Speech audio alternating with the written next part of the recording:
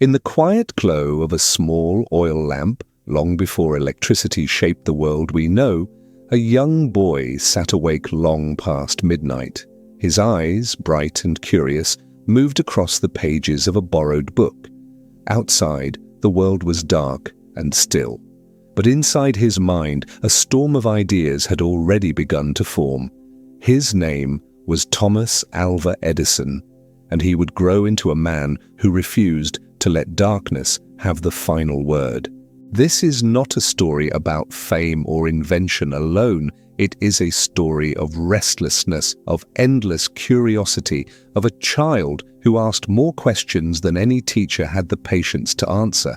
A story of one mind determined to replace fear with light, not just for himself, but for millions he would never meet. Tonight, we step quietly into the world of the man history calls the Wizard of Menlo Park. We will walk beside him through the lonely workshops, the sleepless nights, and the soft hum of early machines coming alive for the first time. And as we drift deeper into this journey, you may find a piece of your own story reflected in his. The part that dreams, the part that wonders, and the part that keeps trying even when the world grows dim. So settle in, breathe slowly, and let your thoughts loosen. This is the calm documentary of Thomas Edison, a quiet life of invention, persistence, and the gentle spark that changed everything. Whenever you're ready, we begin. Long before the first electric lamp flickered to life, before the phonograph echoed its metallic voice, and before Thomas Edison became a name spoken in classrooms and history books, there was a quiet home in the small town of Milan, Ohio. It was here, in the winter of 1847, that a child entered the world without fanfare, wrapped in the same silence that would follow him all his life. Snow drifted against the windows. A fire crackled softly in the iron stove, and in his mother's arms a boy opened his eyes to a world he would one day transform with light. Thomas Alva Edison did not arrive with the signs of prodigy. He was not wealthy, not privileged, not surrounded by scholars or scientists. His family was simple. His mother, Nancy, was patient and thoughtful, a former schoolteacher who carried kindness in her voice. His father, Samuel, was practical and hardworking, a man shaped by years of resilience. Their home was modest, filled with small comforts and the warmth of close family life. But even in those early days, Thomas possessed something that would set him apart. A quiet, restless curiosity that seemed woven into his very being. As a young boy, Thomas struggled in traditional school. His mind wandered, his eyes drifted toward the window.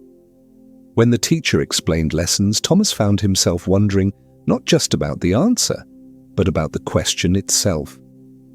Why did things work the way they did? What lay beneath the surface? Why did the world behave according to certain patterns? His questions came endlessly, like a river that did not know how to stop flowing. Teachers mistook this wandering mind for stubbornness. They saw a child who did not listen, a child who fell behind, a child who did not learn in the way others did. But Nancy, watching from the doorway each afternoon, saw something else entirely. She saw a spark, small, fragile, but unmistakably bright. She made a choice that would change the course of his life. She took him out of school and began to teach him at home. Under her guidance, learning became gentle. Books became gateways, ideas became adventures. She read with him, listened to his questions, and encouraged him to explore the world at his own pace. Thomas devoured books on history, science, philosophy, and mechanics. He studied the lives of great inventors, marveling at their persistence. He wandered through fields and forests, collecting insects and stones, studying the patterns of nature with a seriousness far beyond his age. It was during these early years that a quiet challenge entered his life, a slow fading of sound. Illness damaged his hearing, leaving the world around him muted, softened, and distant. But Thomas did not view this silence as a loss. In the absence of noise, his mind became clearer. He listened with his eyes. He sensed with intuition. He focused more deeply than others could, and without meaning to, the world's quiet became the landscape of his imagination. When he was 7, the Edison family moved to Port Huron, Michigan. The new home sat near the edge of a wide, shimmering lake where mornings began in misty silver and evenings ended in gentle amber light. Thomas loved the open air. He roamed the woods, climbed trees, and explored the railroad tracks that cut across the town. He was fascinated by machinery, by wheels, levers, pulleys, and the mechanical heartbeat of trains. Every whistle, though faint, caught his attention like a call to adventure. As he grew older, Thomas wanted to help his family financially. At 12, he took a job selling newspapers and snacks on the Grand Trunk Railroad. Each morning, he boarded the train before sunrise, carrying stacks of magazines, fruits, and candies. Passengers greeted him warmly, drawn to his quick mind and polite charm. But it wasn't the selling that excited him most. It was the train itself. Inside one of the baggage cars, he found a space just big enough to claim as his own. He set up a small laboratory, filling it with bottles of chemicals, scraps of metal, wires, and simple tools. The train swayed and rattled as he mixed solutions and tested small reactions, turning every journey into an experiment. Conductors raised eyebrows, some shook their heads, but Thomas continued, driven by the same quiet fire that had guided him since childhood. His experiments did not always behave. One day, a bottle tipped during a sudden jolt of the train, sparking a fire that spread across the wooden surface.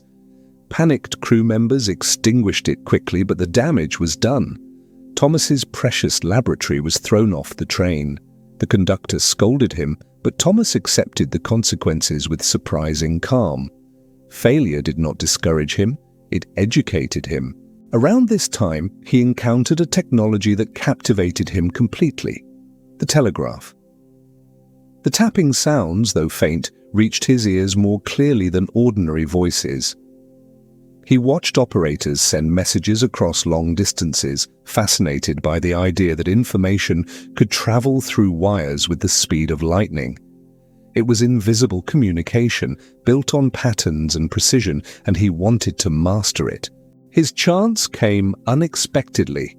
One day, at a railway station, Thomas noticed a small boy wandering dangerously close to the tracks as a freight train approached.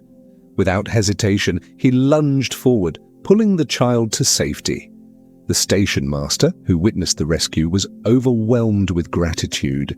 He offered to teach Thomas advanced telegraphy, a gift that opened a new world for the young inventor. Thomas learned quickly. Within months, he became a skilled telegraph operator, capable of sending and receiving messages with impressive speed. The work was demanding, often requiring long night shifts, but the quiet suited him. As others struggled to stay awake, Thomas thrived in the stillness, using every spare moment to tinker with telegraph equipment. He studied circuits, examined wiring, and redesigned components, searching for ways to make the system faster, more reliable, and more efficient. His hearing loss, once seen as a limitation, became an unexpected advantage. The absence of noise allowed him to focus intensely on the rhythmic tapping of Morse code. His concentration became almost meditative.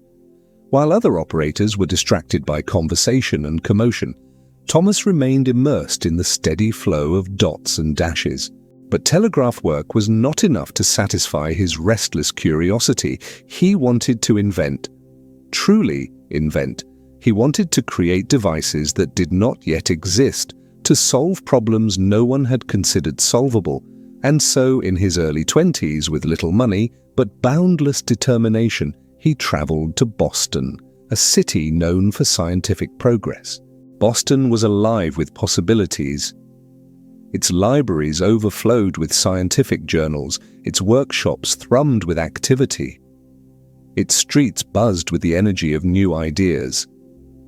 Thomas found work repairing telegraph equipment, but his real education happened after hours. He stayed up late reading textbooks, sketching ideas, and studying every piece of machinery he could find. His notebooks filled with diagrams, equations, and long lists of ideas. Some practical, some wild, all driven by curiosity. His first inventions emerged quietly.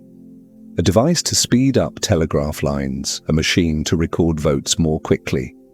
Several early patents brought him small payments, just enough to move forward. But Thomas wanted more than a paycheck. He wanted a workshop of his own, a place where he could think freely, experiment endlessly, and chase ideas without hesitation.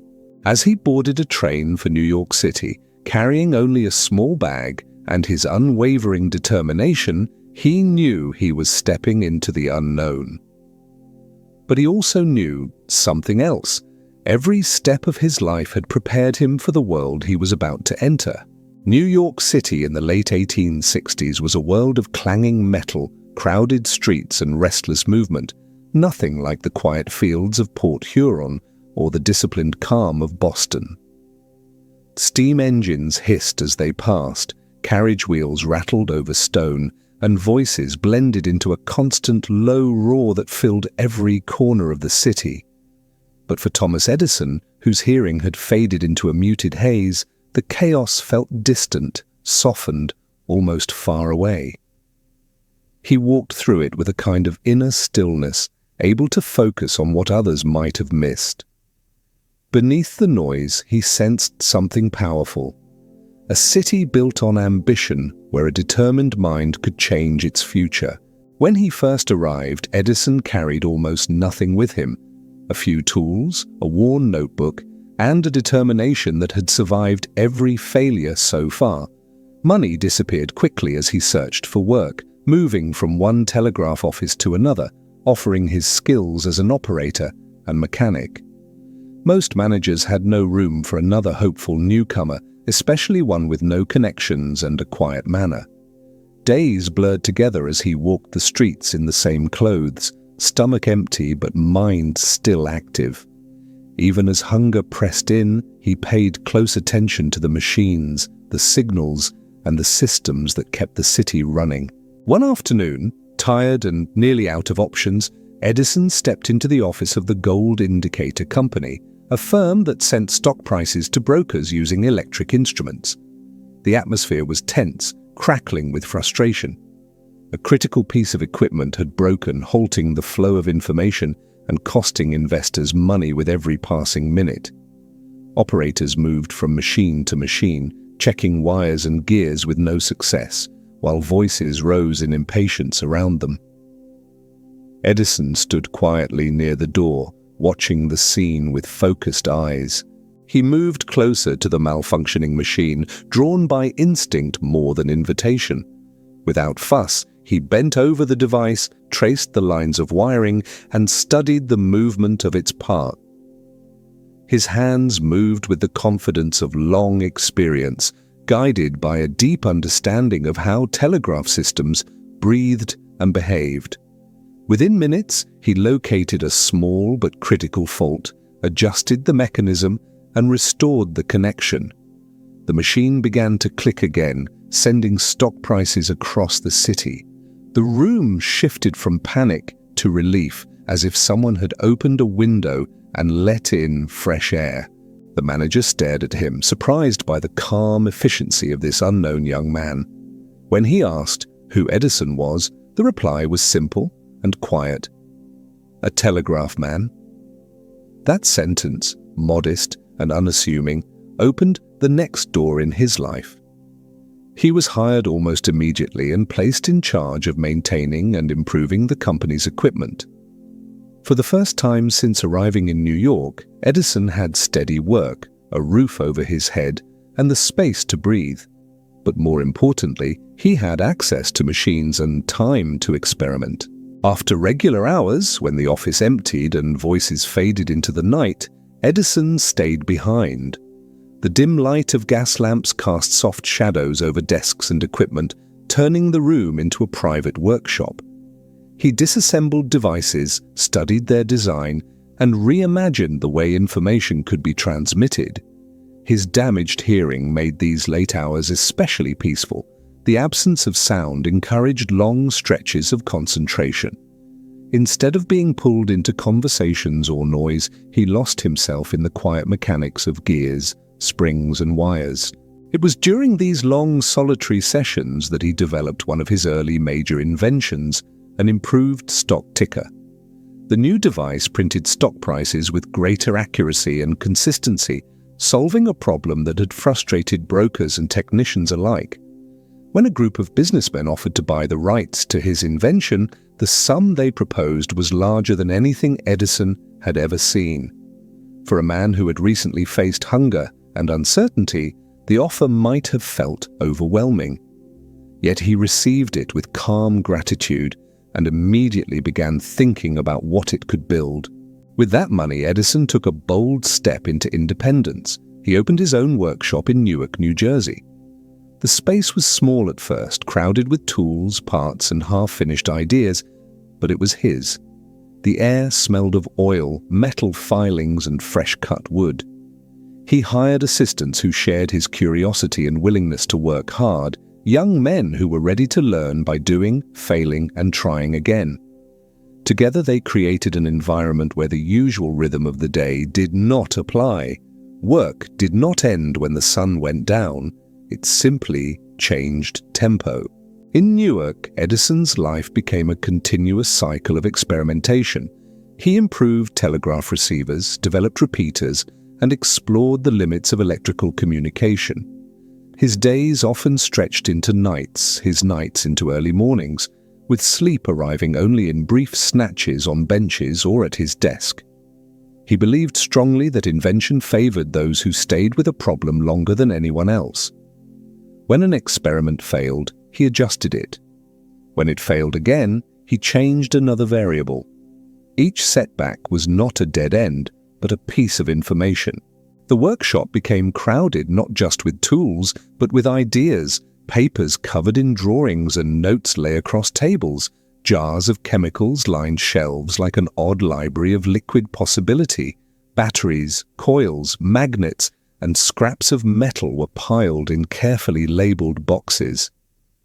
Visitors to the workshop saw chaos. Edison saw a map, a landscape of potential routes waiting to be explored. If one path did not work, there were always others to try, always another angle from which to approach a problem. Despite the steady flow of work and invention, Edison felt something unsatisfied within him. Newark, with its noise and congestion, made it difficult to create the kind of environment he truly wanted. The city was full of distractions, both practical and mental. He longed for a place where the laboratory itself could be the center of everything, where every wall, desk, and window was designed around experimentation. Not just a shop, but a true home for invention. A place where the only real time was the time it took to discover something new.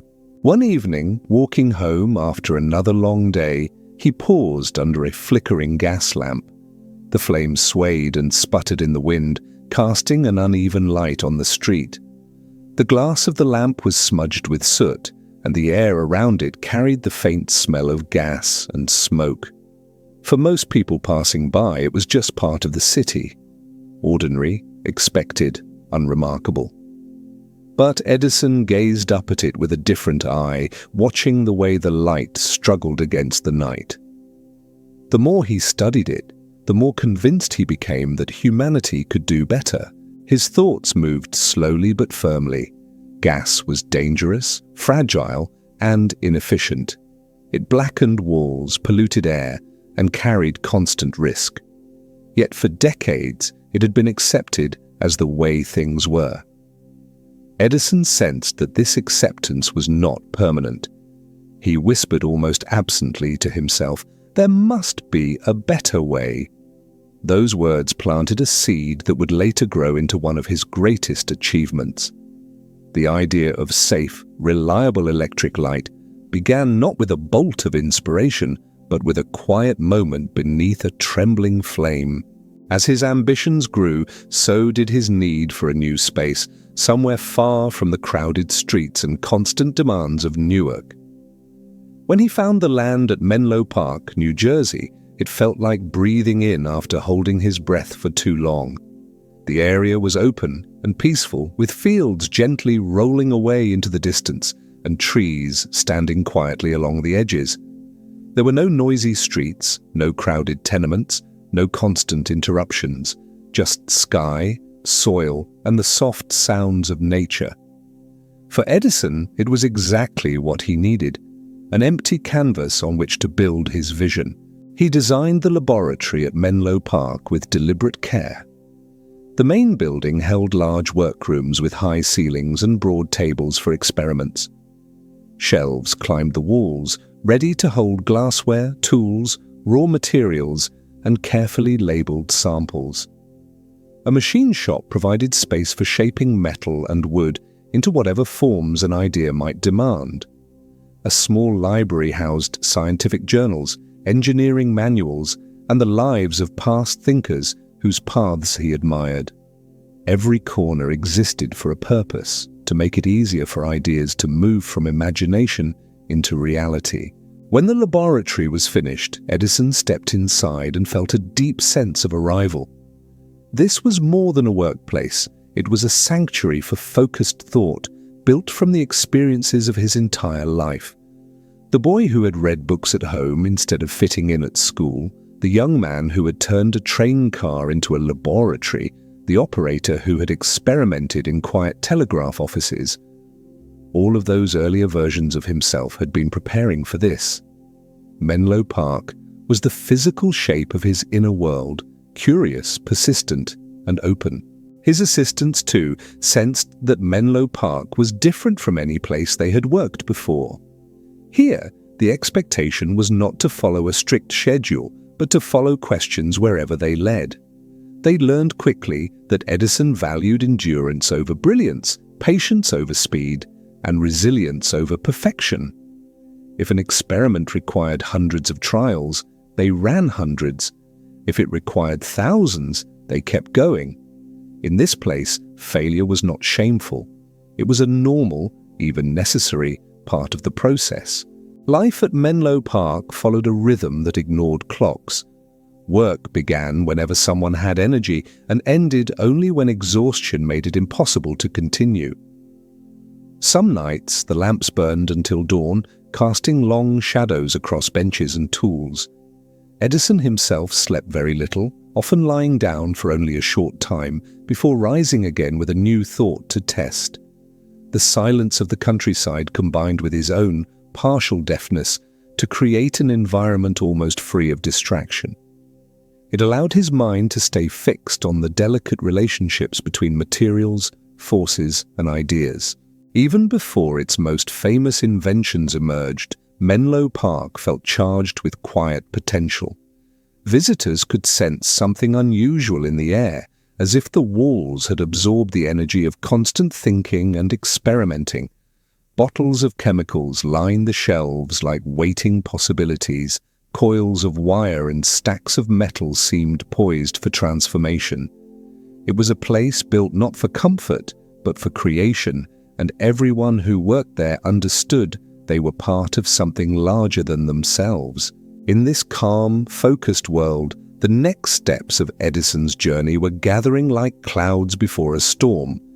Not a storm of chaos, but a storm of change.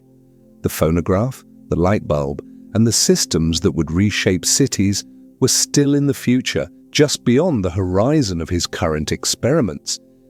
Yet he could feel them approaching, drawn closer with every test, every adjustment, every late-night observation. Menlo Park had given him what he had always needed: time, space, and freedom. As night fell over the quiet fields, soft light from the laboratory windows glowed against the dark. Inside, tools rested where they had last been used, papers lay open with fresh notes, and unfinished experiments waited patiently for the next touch. Thomas Edison walked slowly through the rooms, absorbing the stillness, his footsteps gentle on the worn wooden floor. This place, born from years of struggle and persistence, would become the stage for the inventions that would light the world. And in that quiet, with only the soft hum of distant equipment and the steady glow of lamps surrounding him, he allowed himself a rare moment of calm. The boy from Milan, Ohio, had come a long way. The journey was far from over, but for now he simply stood in the heart of his own creation, ready for whatever came next. When dawn broke over Menlo Park, the fields surrounding the laboratory were touched with a thin veil of mist drifting slowly above the grass like a breath the earth had not yet released. Birds stirred softly in the trees, and the first pale light of morning slipped through the windows of the long wooden building. Inside, the laboratory was still. Tools lay exactly where they had been left in the night. Papers covered the workbenches in gentle disarray. Glass jars caught the light in muted glimmers. It was a rare moment of silence before the day's energy began to build again. And in that quiet, Thomas Edison walked the length of the room with slow, deliberate steps, already deep in thought. Edison's life in Menlo Park unfolded according to a rhythm unlike anywhere else. There were no official opening hours, no closing times, no neat divisions between work and rest. The laboratory existed in a state of perpetual motion, absorbing each new idea and experiment like a living organism. Some nights the lamps burned until sunrise as assistants bent over wires and circuits. Some mornings Edison was already awake hours before anyone else, testing a new design or studying a set of measurements. For him, invention did not begin or end with the clock. It was a constant presence, a companion that followed him from dawn to dusk and back again. Menlo Park had barely completed its first year when a new idea began to take shape in Edison's mind. He had spent months improving telegraph systems, experimenting with relays, batteries, and signal enhancers. But these were refinements, not breakthroughs. He wanted something bolder, something that would touch human life more directly. Sound fascinated him. Not the way it traveled through air, but the way it vanished the moment it appeared. A spoken word, a laugh, a cry, all disappeared as quickly as they came. Humans remembered sound, but they could not capture it.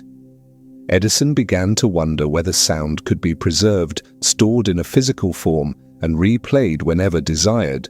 The idea seemed almost impossible. Sound was invisible, intangible, and endlessly fluid. Yet Edison believed the answer lay not in the sound itself, but in the way it moved the air around it. If a device could convert those air vibrations into mechanical movements, perhaps those movements could be recorded, and if they could be recorded, perhaps they could be played back. It was a simple chain of logic, but one that no one had successfully achieved. Most of his assistants were skeptical. Some believed it was a distraction, others thought it too far-fetched. But Edison had never been guided by others' doubts. He trusted the quiet sense inside him that whispered, "Try." He began with small experiments, diaphragms that vibrated with sound, needles that moved with those vibrations, and surfaces soft enough to receive impressions. Every trial brought new insights, though most ended in failure. But failure did not trouble Edison. Each flawed attempt revealed more about the nature of sound, materials, and mechanics. He encouraged his team to treat every unsuccessful test as a step forward. His belief in process over outcome shaped the atmosphere in the lab, creating a place where curiosity was stronger than frustration. As summer turned to autumn, Edison continued refining his ideas. He imagined a machine with a rotating cylinder, a thin sheet of tinfoil, and a needle that would etch patterns into the surface as someone spoke into a mouthpiece. Days passed in an almost meditative cycle of cutting, shaping, adjusting, and testing. Assistants watched as Edison worked with tireless focus, sometimes humming faint notes only he could hear, sometimes lost in long stretches of silent observation. The world outside grew colder, but inside the laboratory the air was warm with the friction of tools and the spark of invention. Then one day, in late 1877, the moment arrived. Edison placed a freshly prepared foil-covered cylinder into the machine, adjusted the needle, and leaned over the mouthpiece with quiet anticipation. In a soft, steady voice, he recited a simple nursery rhyme. "Mary had a little lamb." His voice vibrated the diaphragm moved the needle, and the needle carved delicate ridges into the rotating foil. Edison paused, exhaled, and then turned the cylinder back to the starting position. As the needle traced the grooves he had just created, a faint, metallic voice emerged, his voice echoing back through the machine. The room fell completely still. His assistant stared in disbelief. The phonograph had spoken. The sound was imperfect, scratchy and ghost-like, but unmistakably human. For the first time in history, a voice had been captured and returned. Edison's face lit with a rare, genuine smile, not of triumph, but of quiet realization that something extraordinary had happened.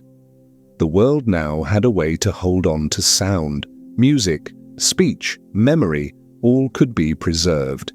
Newspapers soon called him a wizard, a word that followed him for the rest of his life. But Edison felt no magic in the invention, only the steady, disciplined path of experimentation. As news spread, Menlo Park became a destination for curious visitors, investors, and journalists. They arrived eager to witness the machine that could speak. Edison demonstrated it patiently, often repeating the same rhyme dozens of times a day. But even as crowds gathered, his mind moved onward. He was pleased with the phonograph, but he was not finished, not even close. One success only opened the door for the next challenge, a challenge he had been considering for months. Electric light.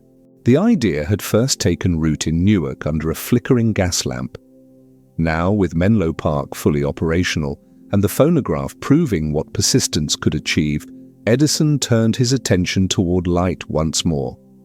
Darkness had shaped human life for thousands of years. People worked by day and slept by night because light was scarce, fragile and dangerous. Oil lamps burned unsteadily, gas lamps hissed and smoked, fires broke out easily. Edison believed that light should not be a privilege or a hazard, it should be safe, dependable, and available to all. He began by studying the principles of incandescence, the idea that certain materials produce light when heated. Many inventors had attempted to create electric lamps, but their designs burned out within minutes or required impractical levels of power. Edison wanted something more refined, something precise. He imagined a small, glowing filament enclosed in a glass bulb, heated by electricity until it glowed with a warm, steady light. But turning imagination into reality required an enormous amount of testing. At Menlo Park, dozens of experiments began simultaneously. Sheets of paper littered the work tables with sketches of bulb shapes, calculations of resistance, and long lists of potential filament materials. Edison and his team tested platinum, iridium, various metals, carbon strips, and even unconventional fibers. Many filaments snapped, others burned too quickly. Some glowed beautifully, but only for seconds. The smell of burnt materials often hung in the air, mixing with the scent of oil and hot metal. Edison paced the floors at all hours, deep in contemplation. Sometimes he stopped suddenly to jot down a new idea. Sometimes he stood staring at a glowing filament as if trying to read its secret language. His determination drove the entire team forward. He reminded them that every failure eliminated one more wrong path, making the correct one easier to find. The work was exhausting, but he approached each day with the same calm persistence. As autumn approached, progress accelerated. Through countless trials, Edison began to understand the delicate balance between heat, resistance, and durability. He realized that the right vacuum inside a bulb was crucial.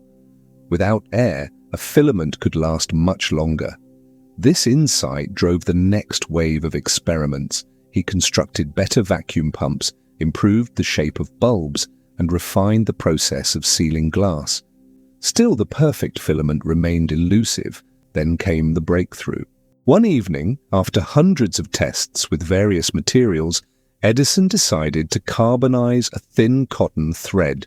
The result was a tiny, delicate filament that glowed beautifully when electric current passed through it. To his astonishment, it continued to glow. Minutes passed, then an hour, then several more. The filament shone with a warm, steady light, calm and unwavering, like a quiet promise breaking through the dark. Edison watched it with deep, silent focus. The glow of the bulb illuminated his face, reflecting in his eyes like the reflection of a sunrise. This was it. The beginning of safe electric light. The world outside remained unaware, but inside Menlo Park, a revolution was underway. Edison refined the bulb further, improving its strength, endurance, and consistency.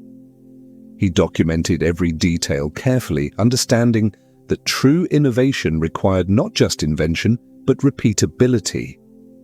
A single glowing bulb was a beginning, not a conclusion. The real work was still ahead. He needed a complete system: generators, wiring, switches, and distribution networks, for electric light to become practical. But even as these challenges lined up before him, Edison felt a sense of calm in the work. The laboratory hummed softly in the evenings, filled with the glow of experimental bulbs and the faint rhythm of tools. Assistants moved quietly around him, carrying notes and testing new components.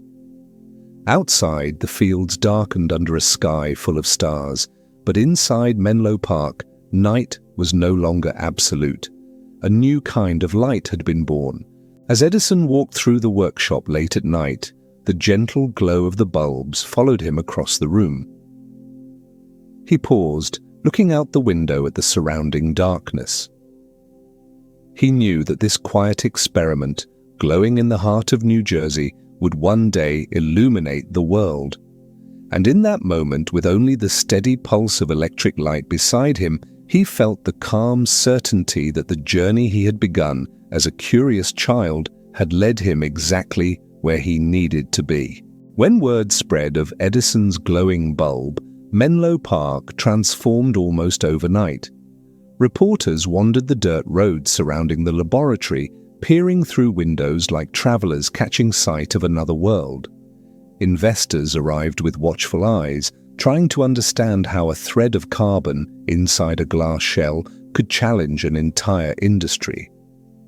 Even ordinary families wrapped in shawls and curiosity came by train or horse just to glimpse the warm light shining from the laboratory. They expected something loud or fiery, something dramatic. Instead, what they saw was gentle.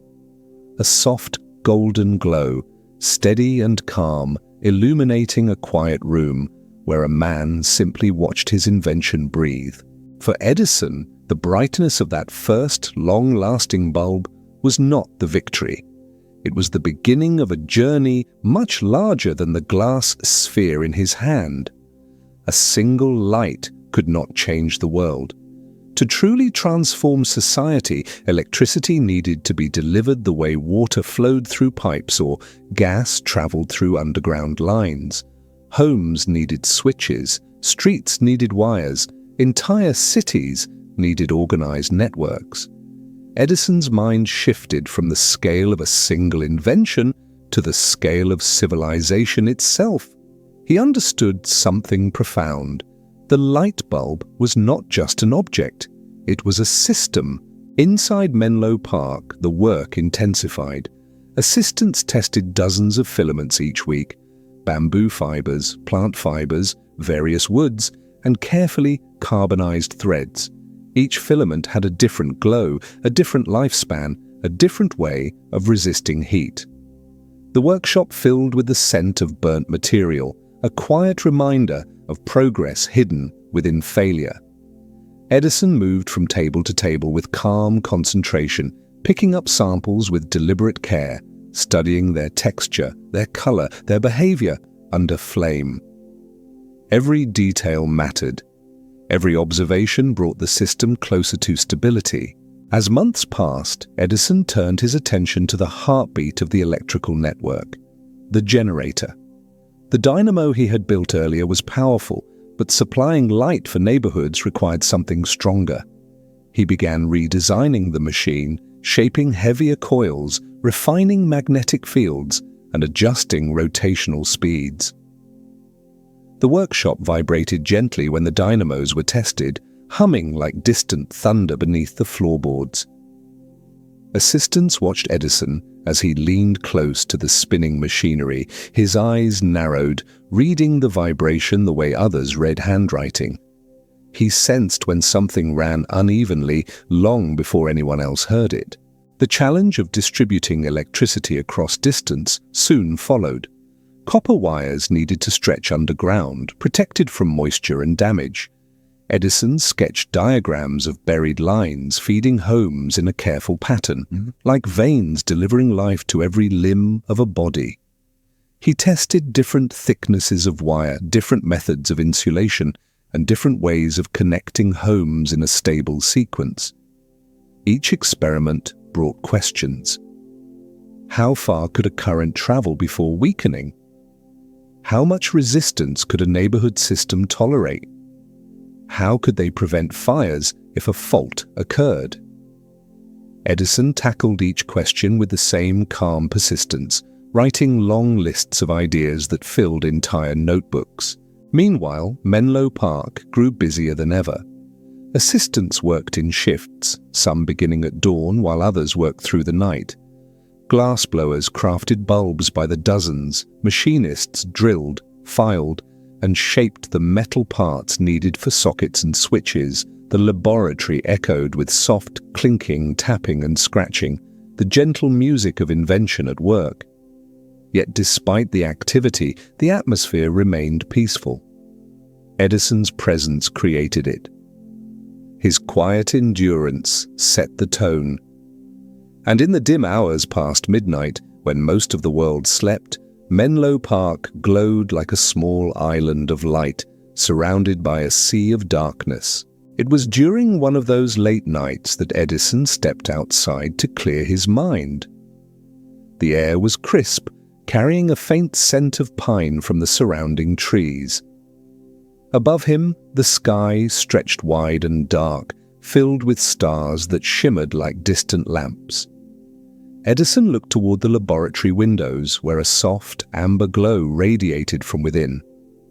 The contrast between the electric light and the vast night sky struck him deeply. Inside that building lay humanity's small but powerful attempt to reach beyond the limits of nature. A quiet promise that darkness would no longer dictate the boundaries of daily life.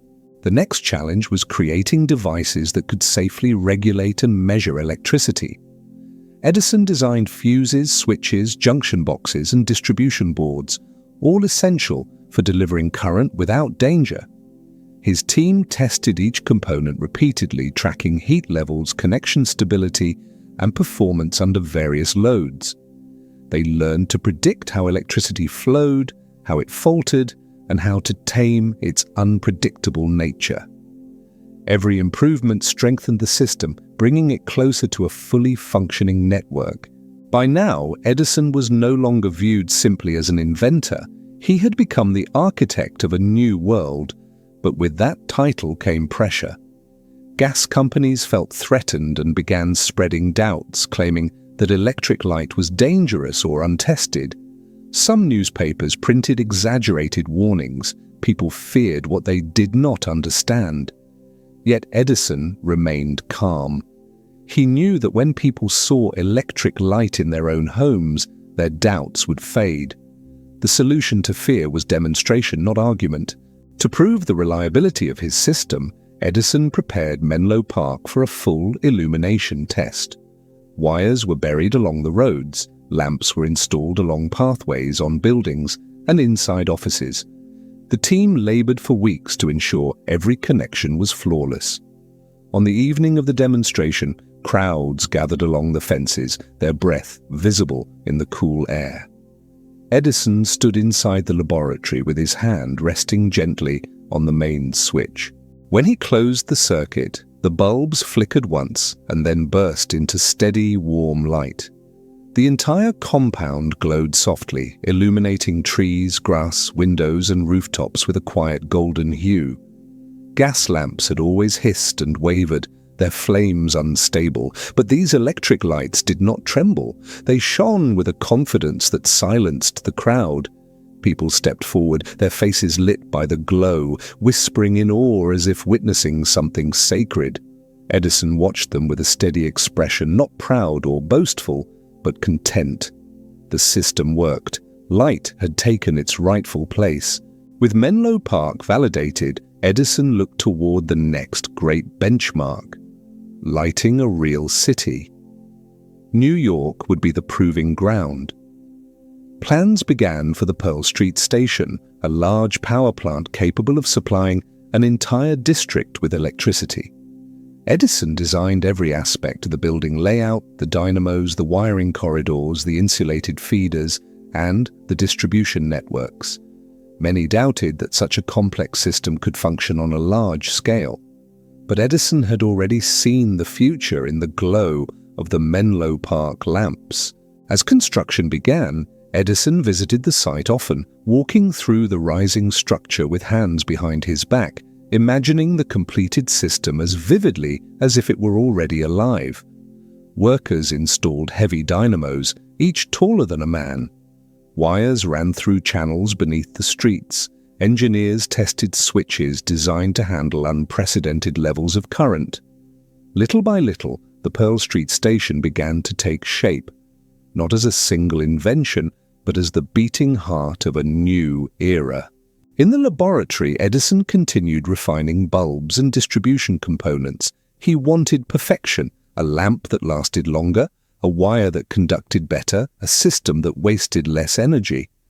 When others questioned his relentless pursuit, he simply offered a small smile. Progress, he believed, lived in the smallest details, and those details would one day illuminate the world. During these months, nights at Menlo Park became even longer.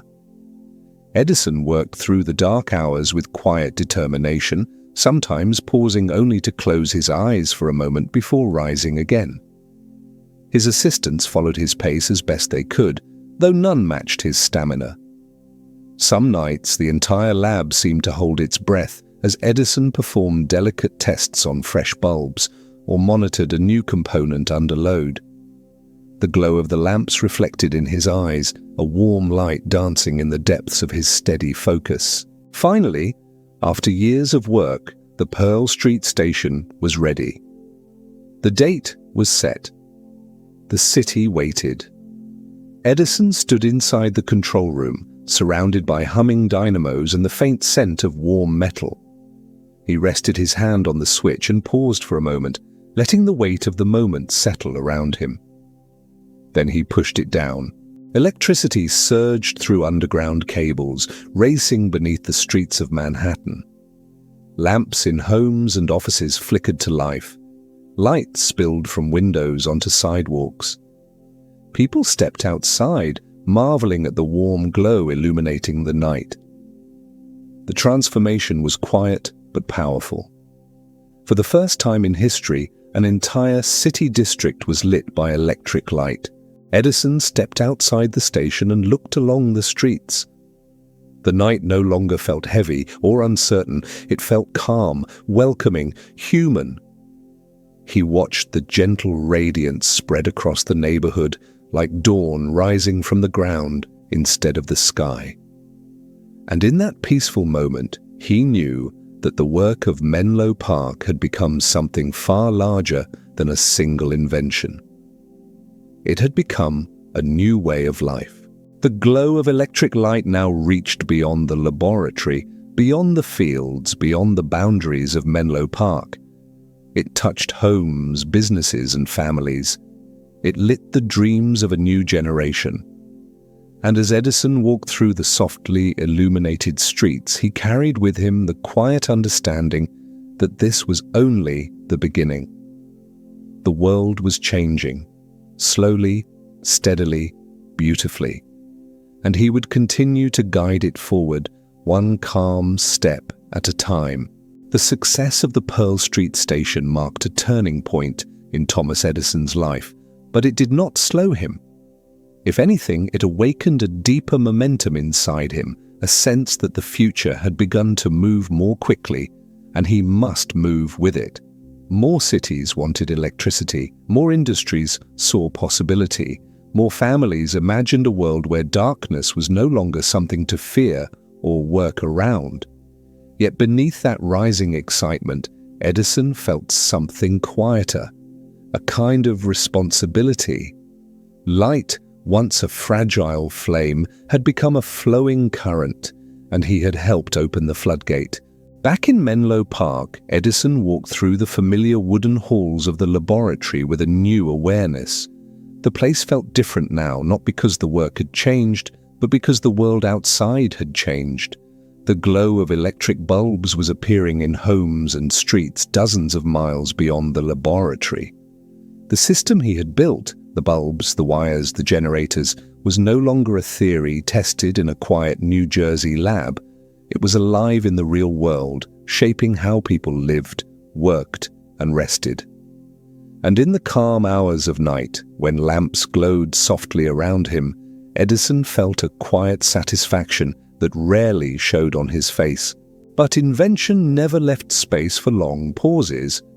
As others celebrated, Edison was already considering the next phase of electrical development. Light had been the first major breakthrough. Now he turned his focus to power itself, not just for illumination, but for machines. Factories still relied on steam engines, complex belts, and rotating shafts to operate their equipment. Edison imagined a future where electricity would run everything directly, quietly, and cleanly, freeing industry from the limitations of heavy machinery. The idea was bold and the path unclear, but he felt the familiar pull of curiosity urging him forward. Each day, he returned to the laboratory with notebooks full of ideas. Some pages contained detailed drawings of motors, while others held lists of potential materials, mathematical calculations, or simple questions waiting to be answered. The laboratory atmosphere shifted to match the new direction. Tables, once covered with bulbs and filaments, now held armatures, coils, magnets, and small engines prepared for testing. Assistants gathered around dynamo components, winding copper wire with careful hands while Edison paced nearby, deep in thought. The first motors they built were crude. Some sparked excessively, others overheated, some spun unpredictably before stopping abruptly. But Edison did not react with frustration. He observed each failure with calm interest, asking his assistants what they noticed, what they felt, and what they learned. He believed that insight could come from anyone, a machinist, a young assistant, a visiting clerk, as long as they had paid honest attention. This openness created a unique atmosphere in the lab. No one felt too small to speak. No idea felt too simple to test. Beyond his technical pursuits, Edison also began thinking about the future of Menlo Park itself. The laboratory had served him well, but its rural location created challenges as his operations expanded. Materials took time to arrive. Skilled workers were hard to hire. Transportation of heavy machinery required planning. More importantly, cities were becoming the true centers of industry and innovation. Electricity was spreading rapidly, and Edison saw that the heart of his work might soon need to move closer to the beating heart of the nation. Still, he was not ready to leave Menlo Park just yet. The quiet mornings, the open fields, and the soft solitude had shaped some of his greatest inventions. The place had become part of his thinking. Each evening, Edison took long walks along the nearby paths, hands behind his back, as if ready to receive new ideas carried on the breeze. These walks cleared his mind, allowing the day's unresolved questions to settle into place.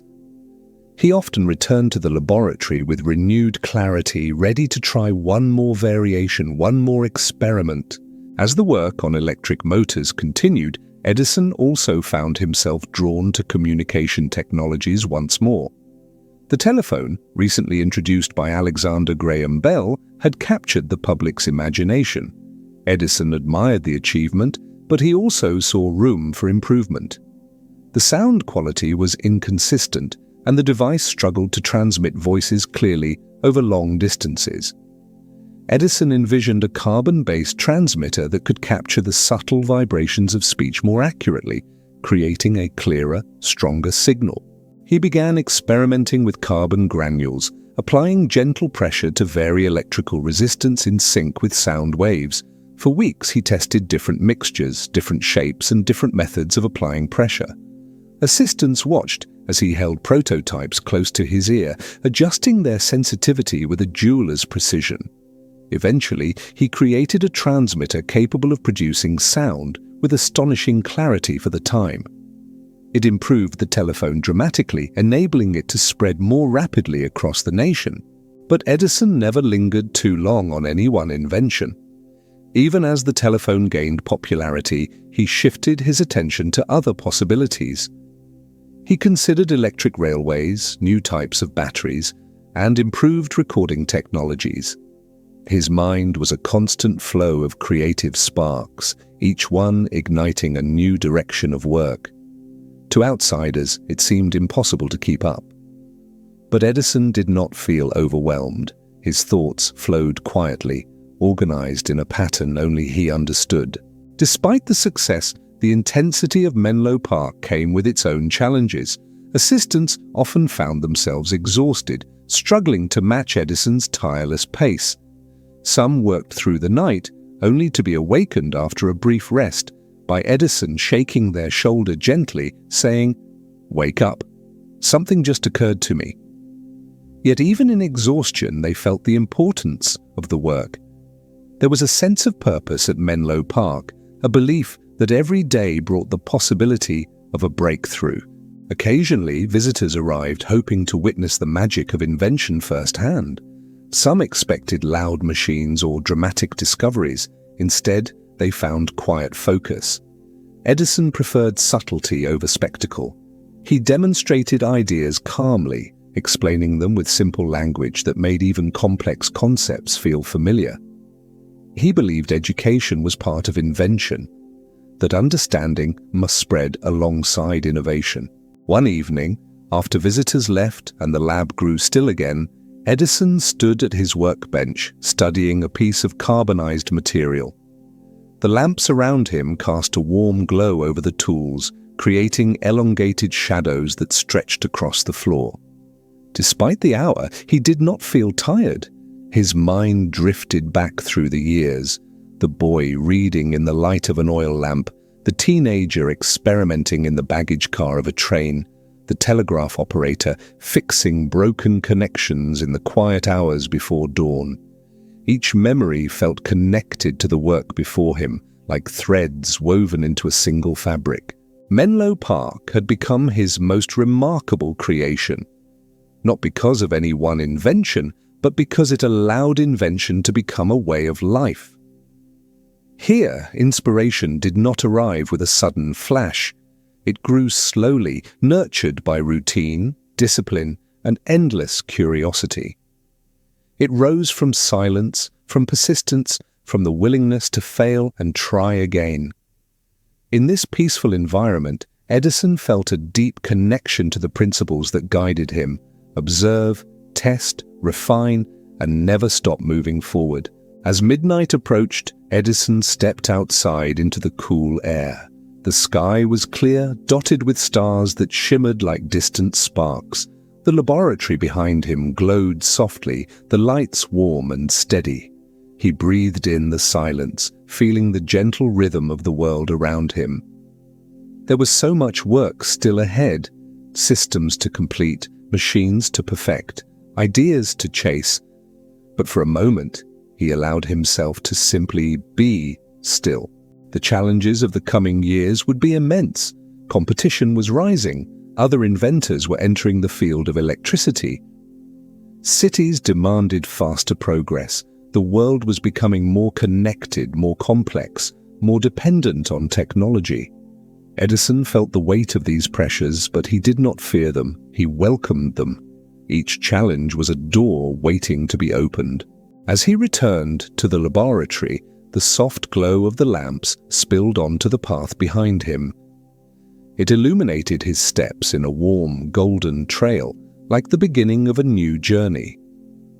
And in that quiet, Edison felt the calm certainty that there was still much more to discover, much more to build, and much more to illuminate. The world had only just begun to see the light. As electric light spread through New York and other cities, the world began to change in subtle but undeniable ways. Streets that had once grown silent after sunset now glowed with gentle radiance. Workers stayed later in factories. Families read together at night without the smell of gas or the flicker of uncertain flames. Shops extended their hours, cafes stayed open, and neighborhoods evolved into lively evening communities. The rhythm of human life was shifting, expanding, stretching beyond the limits set by darkness. Edison watched this transformation with a mixture of pride and quiet responsibility. He had not simply invented a lamp. He had altered the boundaries of time. Back in Menlo Park, the laboratory continued to pulse with activity. Even though electricity was now spreading through the country, Edison refused to slow his pace. He believed that resting after success created a soft edge around ambition, and he did not like living with soft edges. Instead, he turned his attention to the next horizon in electrical research, refining motors, improving power distribution, and creating more efficient systems that could meet the growing demands of cities. He understood that as electricity expanded, so would the challenges surrounding it. Edison began exploring new designs for electric motors capable of powering machinery. Industries wanted alternatives to steam engines, which were loud, costly, and dangerous. Edison envisioned factories where machines ran smoothly on electricity, without thick belts and clattering gears running through ceilings and across floors. He immersed himself in magnetism, resistance, and torque, sketching new armatures and coil arrangements in his notebooks each morning before anyone else arrived. His assistants often found him seated at a bench with his sleeves rolled up, quietly adjusting a prototype motor, while the rest of the lab still slept. At the same time, Edison faced a new kind of challenge: competition. Other inventors were entering the electrical field, each offering their own solutions for lighting and power. Some critics argued that high-voltage systems were more efficient than Edison's low-voltage approach. Companies formed around alternative designs. Investors began dividing their attention. Newspapers published debates about the future of electricity. But while competitors argued loudly in public, Edison remained focused on the work itself. He believed deeply that true progress came from quiet persistence, not noisy claims. Still, the pressure grew. Edison's laboratory developed new bulbs, new regulators, and new meters. Each device required countless hours of testing. The team refined filaments, improved vacuum techniques, and optimized wiring. The work became increasingly intricate, but Edison stayed calm, never allowing urgency to disrupt the peaceful rhythm of experimentation. To him, invention was not a race. It was a long, meandering path that rewarded those who listened closely to what each failure taught. Despite growing competition, Menlo Park remained a place of unity. Assistants worked side by side through long nights, often forgetting the hour as projects deepened. Conversations stayed soft, tools clinked steadily, and lamps cast their warm glow over tables littered with sketches and metal parts. The laboratory had its own atmosphere, its own pulse, its own gentle hum. And within that environment, Edison maintained a quiet leadership. He did not shout or demand. He simply showed up, hour after hour, night after night, demonstrating through action the discipline he expected from others. Yet even with all the progress, Menlo Park was changing. The once rural area was slowly becoming more connected. Visitors arrived more frequently. Journalists wanted tours. Investors wanted demonstrations. The quiet sanctuary that had nurtured Edison's earlier breakthroughs was becoming a destination. Though he welcomed the interest, he sensed the shift. Menlo Park had served its purpose beautifully, but invention was moving toward a new phase, one that required greater resources, larger facilities, and deeper collaboration with industries across the nation. During this period of transition, Edison began focusing more intensely on improving the durability and efficiency of his light bulbs. Filaments still burned out too quickly for widespread economic use. Glass manufacturing needed refinement. Distribution systems needed upgrades to handle expanding loads. Every small detail mattered because electricity was no longer a novelty, but it was becoming a real utility, and real utilities demanded reliability. Edison and his team tested thousands of filaments made from various materials: bamboo fibers from Japan, plant fibers from the tropics, different woods, textiles, and improvised combinations. The scent of carbonized material filled the lab almost daily. Each test added another data point to the growing knowledge of what made a filament survive. During late nights, Edison often walked among rows of glowing bulbs, each one representing a different filament experiment. He would pause beside them, watching the way each light flickered or held steady, reading the small differences in brightness and color temperature. Many people saw only a crowded room of lamps. Edison saw patterns, the language of materials revealing which ones could withstand time, heat, and stress. His notebooks filled with observations written in small but steady handwriting, forming a map that would guide him to the next breakthrough. Meanwhile, electricity was spreading across Europe. Newspapers from London, Paris, and Berlin arrived at Menlo Park, filled with articles about the global adoption of electric lighting. Edison read them with interest, not out of competition, but out of curiosity. He wanted to see how others approached the challenges he had faced. He believed the world was big enough for many inventors, and that the differences between their solutions would push each other to greater heights. Even so, he felt a quiet sense of responsibility.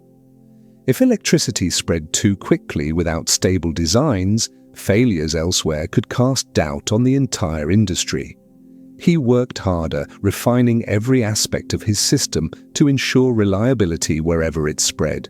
This global expansion brought new challenges for Edison's company. Manufacturing needed to scale, distribution networks needed to grow, more laboratories and factories were required. Menlo Park, with all its charm and history, was simply not large enough anymore.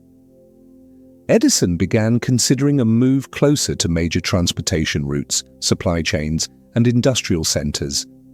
He talked with investors, planned future research facilities, and mapped locations that could support the next phase of innovation. He knew the decision would shape the future of his work. But before that transition, Menlo Park still had more to give. In the winter months, Edison's laboratory took on a serene atmosphere. Snow fell across the fields, creating a soft blanket that muffled every sound. The building stood warm against the cold, windows glowing with golden light. Inside, the team continued their work, wrapped in coats, warming their hands near small stoves, and testing bulbs that cast delicate halos across frost-covered glass. There was a kind of beauty in the contrast, the cold outside, the warm light inside. It reminded Edison of the purpose behind his invention, to bring comfort where darkness once ruled. During one especially quiet night, Edison sat alone at his workbench. A bulb glowed beside him, its carbon filament steady and calm. The room was silent except for the faint ticking of a clock and the distant hum of an idle dynamo. Edison leaned back in his chair, eyes fixed on the glowing filament. He thought about the years that had passed, the boy reading by lamplight, the teenager experimenting on trains, the telegraph operator repairing lines in the quiet hours before dawn, the young inventor building his first machines in Newark. Every step of that journey felt connected to this soft glow. The light bulb had changed the world, but it had also changed Edison. It taught him that persistence could bend reality. It taught him that no invention existed in isolation. And it taught him that darkness, whether literal or metaphorical, was never as permanent as it seemed. Edison felt gratitude, not for fame or wealth, but for the simple privilege of having followed his curiosity without letting go. As he sat there in the peaceful glow, he sensed that Menlo Park's story was nearing its final chapter. A new chapter, bigger, louder and more ambitious, was already forming in his mind. But he did not rush. He let the moment settle. He let the quiet speak. He let the calm night remind him of where it all began. Soon he would build new laboratories. Soon he would challenge new industries. Soon he would reach for ideas even larger than light itself. But for now, in the warm stillness of Menlo Park, he allowed himself a rare pause, watching a single bulb shine steadily against the winter dark. The world outside slept, unaware that the man seated in that quiet room would soon lead them into another era of transformation. As the years passed, Menlo Park became more than a laboratory. It became a symbol.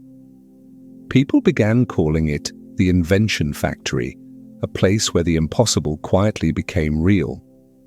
Newspapers printed sketches of the wooden buildings and workrooms. Schools spoke of it with admiration. Inventors from around the world wrote letters asking for advice or apprenticeship. Yet even as Menlo Park's reputation grew, Edison felt something shifting within himself. The small, intimate workshop that once felt like the center of the universe was now a single branch on a rapidly expanding tree of possibility. Electricity was no longer a novelty. It had become an expectation. Cities wanted more light. Industries wanted more power. Investors wanted larger networks, greater distances, and stronger systems. The world was growing more connected, more dependent on technology, and Edison sensed that the quiet fields of Menlo Park could no longer contain the scale of what was coming. Still, the laboratory continued its steady rhythm, experiments humming, lamps glowing, ideas forming in the calm of the night. Edison continued pacing the familiar floors, but his mind was already wandering beyond them. In this period, the pressures on Edison grew more complex. Competition intensified as inventors and companies developed alternate electrical systems. Debates rose about voltage levels, wiring methods, and distribution techniques. Engineers argued over whether alternating current or direct current would shape the future.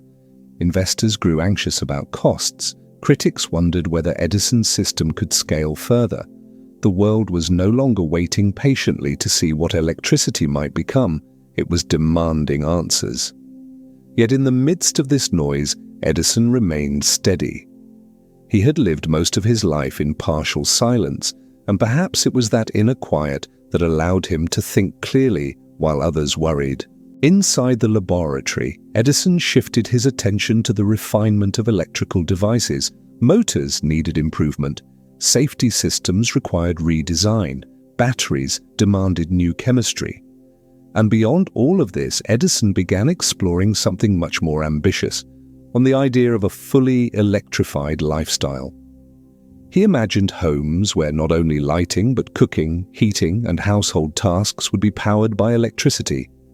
He envisioned a future where the hum of electric current replaced the roar of fire and steam. This expansive vision became another quiet fire inside him, pushing him deeper into research. At the same time, Edison found himself drawn to sound once more. The phonograph had astonished the world, but he felt it had not yet reached its true potential. The early versions were fragile and limited, suitable for demonstrations, but not for everyday use. Edison resumed experiments, testing harder materials, better styluses, more stable cylinders, and improved diaphragms. He believed the phonograph could become more than a curiosity. It could become a tool for preserving memory, learning languages, recording music, and capturing the voices of loved ones. Each improvement brought it closer to becoming a household instrument rather than a scientific novelty. As he expanded his research, Edison realized that Menlo Park needed to evolve as well. The small wooden buildings, once overflowing with excitement, were now overflowing with equipment. Shelves sagged under the weight of glassware and tools. Wires trailed along floors and walls like tangled vines. Every corner was filled with prototypes or half-finished experiments. The laboratory, once ahead of its time, now felt too small for the work ahead. Edison began considering relocation, and not with sadness, but with a calm understanding that growth required space. Even so, Menlo Park continued to offer quiet moments that mattered. One morning, Edison walked through the grounds before sunrise, the grass still coated in dew. He paused near the small hill overlooking the main building, watching as the laboratory's windows glowed faintly in the early light. In the stillness, he reflected on how far he had come, from a boy experimenting in train cars to a man whose inventions shaped cities. The memories unfolded gently, like pages turning without a sound. He remembered his mother's patient teaching. He remembered long nights repairing telegraph lines. He remembered the first time he saw a filament glow without burning. These memories grounded him, reminding him that every great invention began with a question and a willingness to persist. Inside the lab, the atmosphere remained disciplined but warm. Assistants worked with quiet determination, each playing a small part in the larger puzzle. Edison treated them not as workers but as partners in pursuit of discovery. They understood his expectations, persistence, attention to detail, and a calm acceptance of failure. In return, Edison offered them guidance, trust, and the chance to witness invention from the inside. This mutual respect created a peaceful environment where creativity thrived, yet Edison also began to notice signs of exhaustion among his team. The relentless experiments, long hours, and constant problem-solving took their toll. Some assistants struggled to keep pace with his boundless energy and short bursts of sleep. Edison, aware of this, encouraged brief rests and quiet moments, though he rarely took them himself. He believed inspiration needed space to breathe, but he also believed the mind must remain active, always ready to wander into new ideas. Despite the challenges, Menlo Park continued producing breakthroughs. Edison developed improved fuses and switches. He explored chemical processes that might enhance battery performance. He even experimented with new forms of electric transportation, envisioning trains powered not by fuel or steam, but by silent electric motors. These experiments were early and imperfect, but they hinted at a future that Edison could see clearly, even if the rest of the world could not. During this time, Edison also confronted the growing debate around alternating current. Competitors began pushing AC as the superior method for transmitting electricity across long distances. Edison defended his direct current system with logical arguments and practical examples, but he avoided dramatic public confrontation, preferring to let evidence speak through working systems rather than words.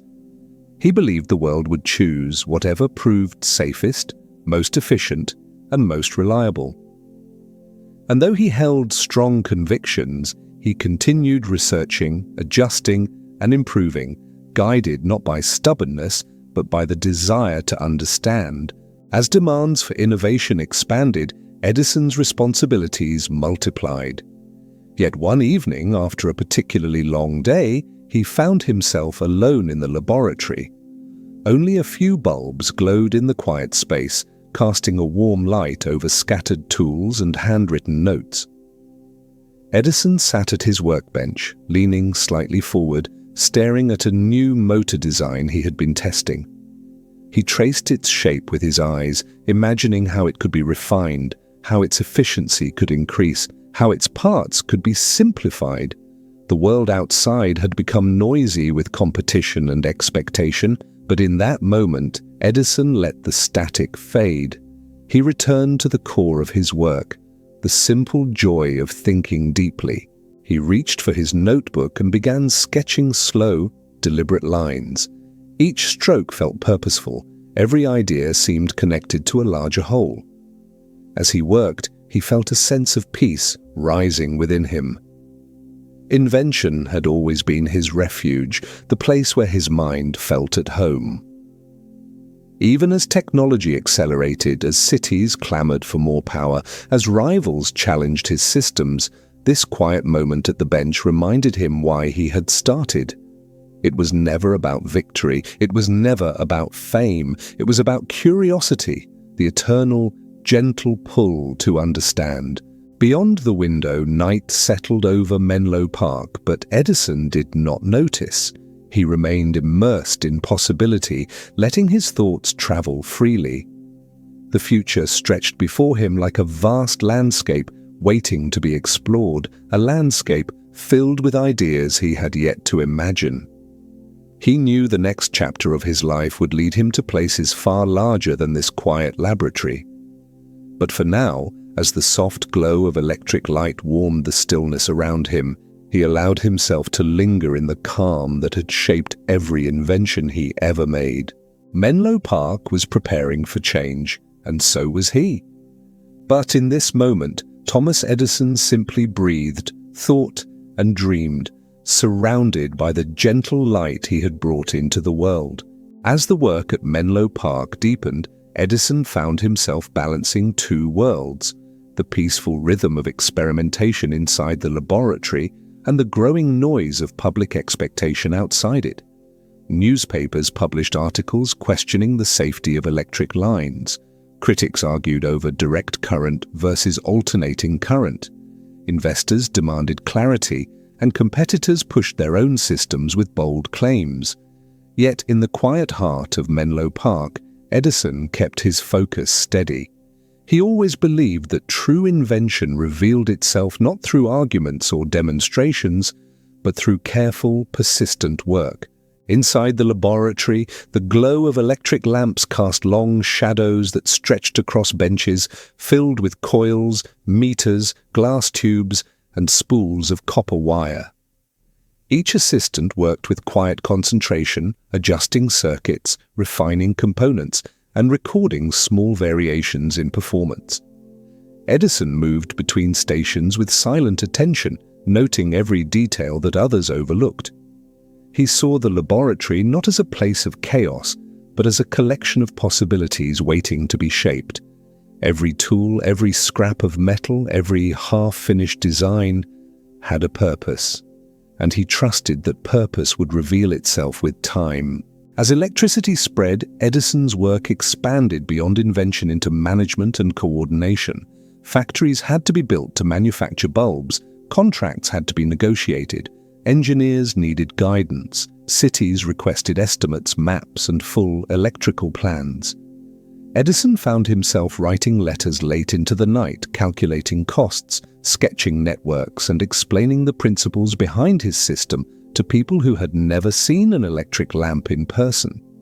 Yet even as administrative responsibilities grew, he never allowed them to pull him away from the workbench. No meeting or letter held the same importance as the act of discovery.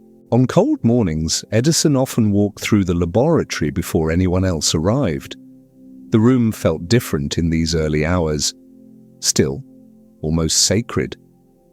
He would pause beside certain workbenches, studying an unfinished prototype or a set of drawings left behind the previous night.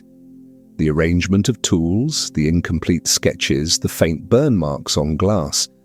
All of it told a story of the previous day's attempts. Edison read these details like a language, understanding the challenges his team had faced and considering how to guide them forward. These quiet morning walks grounded him, reminding him that invention was less about sudden breakthroughs and more about dozens of tiny insights gathered over time. As the months progressed, Edison increased his focus on refining lamps for long-term use. A single bulb could last hours, even a day, but for electricity to become a true household necessity, bulbs had to last weeks or months. This required new filament materials, stronger vacuum techniques, improved sealing methods, and consistent manufacturing processes. The laboratory became a testing ground for hundreds of variations.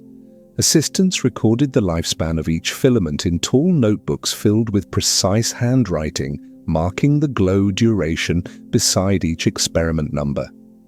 The soft hum of dynamos filled the room, powering rows of test lamps that created a warm, unbroken glow throughout the night. Edison often stood before these glowing rows in silence, observing how each filament behaved under different conditions. Some flickered slightly. Some glowed too brightly. Some turned dull before breaking. Each behavior taught him something. He read patterns in the failures, finding clues in the way a filament bent or darkened or cooled. This slow, patient observation became one of his greatest strengths. Where others saw disappointment, Edison saw data. Meanwhile, the outer world was changing faster than anyone had predicted. Cities were competing to modernize their infrastructure. Factories asked for larger electrical systems. Engineers from Europe came to study Edison's designs. The demand for electricity grew so quickly that Menlo Park began to feel like a bottleneck, a place overflowing with ideas but limited by physical space. Even Edison, who cherished the calm isolation of the countryside, could see the signs. New buildings would be needed, new factories, new laboratories. The next chapter of electrical development required a scale that Menlo Park could no longer support. But even as he planned for the future, Edison returned each night to the comforting glow of the lamps inside the laboratory. These nights felt different now, softer, more reflective. He sensed the end of an era approaching, not with sadness, but with quiet gratitude. Menlo Park had given him everything: space to think, freedom to explore, and the calm silence that shaped his most important ideas. The memories of this place would stay with him forever, woven into every invention that followed. One evening, after a long day of experiments, Edison stepped outside to breathe in the cold air. Snow had begun to fall lightly, settling on the roofs, fences, and the surrounding fields. The workshop windows glowed warmly behind him, casting soft light onto the fresh snow. Edison watched the flakes drift slowly to the ground, each one melting the moment it touched the warm path beneath his feet. In that serene moment, he thought of how much the world had changed, not only because of his work, but because of the work of countless people across the growing electrical industry. He considered the future, a world where electric power would drive machinery, heat homes, preserve food, and connect people through communication devices, a world where electricity would become as essential as air and water. He understood that this future was coming, slowly but inevitably. And though he was only one part of that transformation, he felt responsible for guiding it with care. Inside the laboratory, the team continued working. Assistants adjusted meters, tightened screws, and recorded small improvements. Edison joined them, resuming his place among wires and tools. He knew that even as Menlo Park approached the end of its chapter, the work itself, the pursuit of better, safer, cleaner technology, would continue for the rest of his life. He was prepared to follow it wherever it led. Weeks turned into months, and Edison's plans for a new, larger laboratory became more concrete. He imagined a research facility with fully equipped departments for chemistry, physics, metallurgy, and engineering. A place where hundreds of experiments could run at once, a place large enough to support inventions not yet imagined. The idea excited him. Growth, he believed, was not the abandonment of the past, but the natural expansion of curiosity. But before any move could happen, Menlo Park still had one more role to play. Edison wanted to complete several key projects: refined batteries, improved motors, and enhanced recording devices. The team worked through long nights, driven not by deadlines, but by a desire to leave Menlo Park in a state of completeness. The laboratory felt alive with purpose, as if it understood the importance of these final months. During one particularly long night, the lamps burned late into the early hours of morning. Edison stood at his bench with dark rings under his eyes, studying a new design for a phonograph stylus. The workshop was silent, except for the faint hiss of steam from a nearby radiator. He held the stylus between his fingers, turning it slowly as if it were a delicate stone. He imagined how it would move across the grooves of a cylinder, how it would capture the subtle vibrations of a voice, how it might one day preserve songs and stories yet unwritten. He set the stylus down gently and made a small note in his book. Then he leaned back, allowing himself a rare moment of stillness. The lamps glowed softly around him, illuminating the papers scattered across his bench.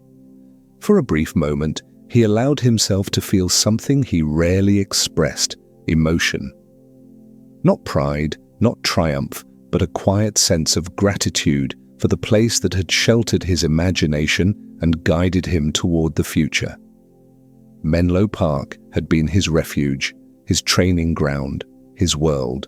Soon, he would leave it behind. But its legacy would follow him into every experiment, every idea, every invention that came next. Edison closed his notebook, took a slow breath, and reached for the next component. There was still much to do before morning. And in the peaceful glow of electric light, he continued to work, calm and steady, preparing for the next chapter of a life dedicated to shaping the future. The decision to leave Menlo Park was not made in a rush, nor marked by a dramatic announcement. It happened quietly, the way most important transitions do. First, as a small thought, then as a growing realization, and eventually as an undeniable truth. Edison had built Menlo Park into a sanctuary of invention, a place where ideas moved freely, where nights stretched into mornings under the warm glow of electric lamps, and where silence nurtured creativity. But as his influence expanded, the walls that once felt spacious now felt narrow. The world needed more of him. More space, more resources, more industry. And so, without resentment, Edison prepared to step into a new chapter. Even before the move, something within him had shifted. He felt it during his long walks along the quiet paths, when the wind rustled through the trees and the horizon stretched endlessly before him. He felt it while reading letters from engineers across the nation asking for guidance on the electrification of entire cities. He felt it in the growing complexity of his experiments, the number of assistants needed, and the increasing demands from manufacturers and investors. Progress had outgrown the quiet fields of New Jersey. Yet the peace of Menlo Park had become part of him, woven into the very way he approached invention. Leaving it would mean leaving the place that shaped his greatest discoveries, but not the spirit behind them. Still, before any move could happen, there was work to finish. Battery research intensified during this period. Edison believed that portable power could redefine transportation, communication, and industry. He envisioned a future where electric vehicles could move without noise or smoke, where machinery could operate far from power stations, and where individuals could carry electricity in compact, reliable units. The idea was ambitious and the chemistry involved was complex. But Edison approached the challenge the way he always had, patiently, methodically, with a steadfast belief that persistence could unlock any mystery. Inside the laboratory, the battery experiments created an atmosphere of quiet determination. Glass jars filled with chemical solutions lined the benches. Metal plates soaked in electrolytes, some coated with dark residues from failed tests. Edison studied each reaction carefully, noting subtle differences in color, temperature, and texture. Assistants recorded data in thick ledgers, marking each variation with precise handwriting. The air carried the faint scent of acids and metals, a sharp contrast to the comforting warmth of the electric lamps overhead. Yet Edison found peace even in the harsh smells of chemistry. To him, each odor signaled progress, a step closer to understanding. Beyond battery research, Edison also turned his attention back to the phonograph. The world was fascinated by the device, but its early form was delicate, easily damaged, and limited in quality. Edison wanted the phonograph to become a household instrument, something families could use to record laughter, music, messages, and precious memories. He envisioned libraries of sound, archives of voices that would last for generations. To achieve this, he needed more durable recording materials, more stable mechanisms, and improved sound clarity. The laboratory filled with prototypes, metal cylinders coated in wax, finely shaped styluses, diaphragms of different thicknesses and materials. Edison tested each version tirelessly. Sometimes he spoke softly into the recording horn, letting the sound vibrate the diaphragm and carve patterns into the surface. Other times, he played a violin or hummed a steady tone, listening carefully to how the machine reproduced each sound. His damaged hearing made these tests challenging, but he compensated with meticulous observation. He watched the movement of the stylus, the subtle vibration of components, and the physical patterns etched into the recording surface. From these visual cues, he could judge the machine's accuracy better than many who heard normally. During these months, the laboratory atmosphere oscillated between intense concentration and gentle camaraderie. Assistants shared meals in brief breaks, sitting on crates or leaning over benches while discussing theories and ideas. Edison often joined them, not as a superior, but as an equal, another curious mind at the table. His humor was dry, softened by long hours of work, but it carried warmth. He enjoyed hearing their perspectives, especially when they challenged assumptions or proposed unconventional approaches. He valued imagination as much as discipline, and the laboratory thrived because of it. But even as the team created new machines and conducted hundreds of experiments, the world outside began to shift. Wealthy investors were preparing to build larger electrical plants. Companies were forming around competing systems. Factories improved their manufacturing methods, seeking efficiency and mass production. Cities debated the merits of adopting Edison's direct current or switching to newer alternating current systems. Technology was accelerating, and with it came tension, a change in the air that even the quiet of Menlo Park could not fully keep out. Edison felt this change most clearly when he traveled to urban centers. During visits to New York, he saw electric lights glowing in windows at night, illuminating streets bustling with activity long after sunset. In Boston, he watched factories retrofitting their machines for electrical power.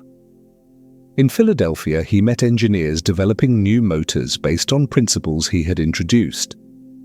Everywhere he went, he felt both pride and urgency. Pride that the world had embraced electricity so rapidly, urgency because he knew that staying still for too long meant falling behind. Innovation required motion, constant, deliberate motion. When he returned to Menlo Park after each trip, the quiet felt heavier, tinged with nostalgia. The laboratory remained busy, but the scale of work demanded was beginning to exceed what the facility could offer. Edison needed larger furnaces, more advanced machining equipment, deeper chemical labs, and stronger power sources. He needed specialized departments with teams dedicated to individual projects. something impossible in the current space. Menlo Park had been built for discovery. The next phase required infrastructure. One evening, Edison gathered his closest assistants and spoke calmly about the need to expand. There was no dramatic speech, no emotional farewell, just a straightforward recognition of reality. The team listened quietly, some with excitement, others with bittersweet expressions. Menlo Park was home.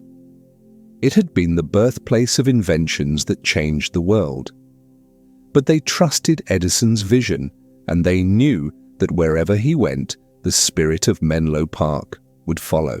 In the weeks that followed, Edison began planning the move. He studied land maps, evaluated transportation routes, and calculated the cost of building a new, larger laboratory. He wanted a place accessible to major cities, near rail lines, and capable of supporting massive equipment. He envisioned a facility unlike anything the world had seen, a research center for every field of science and engineering, a place where chemistry, metallurgy, physics, mechanics, and electricity could come together under one roof. It would be more than a laboratory, it would be a kingdom of invention. Before leaving Menlo Park behind, Edison spent time revisiting the rooms that had shaped his life. He walked slowly through each workshop, running his fingers lightly over tabletops stained with years of experiments. He examined old prototypes that never made it to completion. He paused before the spot where the first successful phonograph playback had echoed faintly across the room. These memories drifted through his mind not with sadness, but with gratitude. Menlo Park had been a beginning, a chapter, a sanctuary.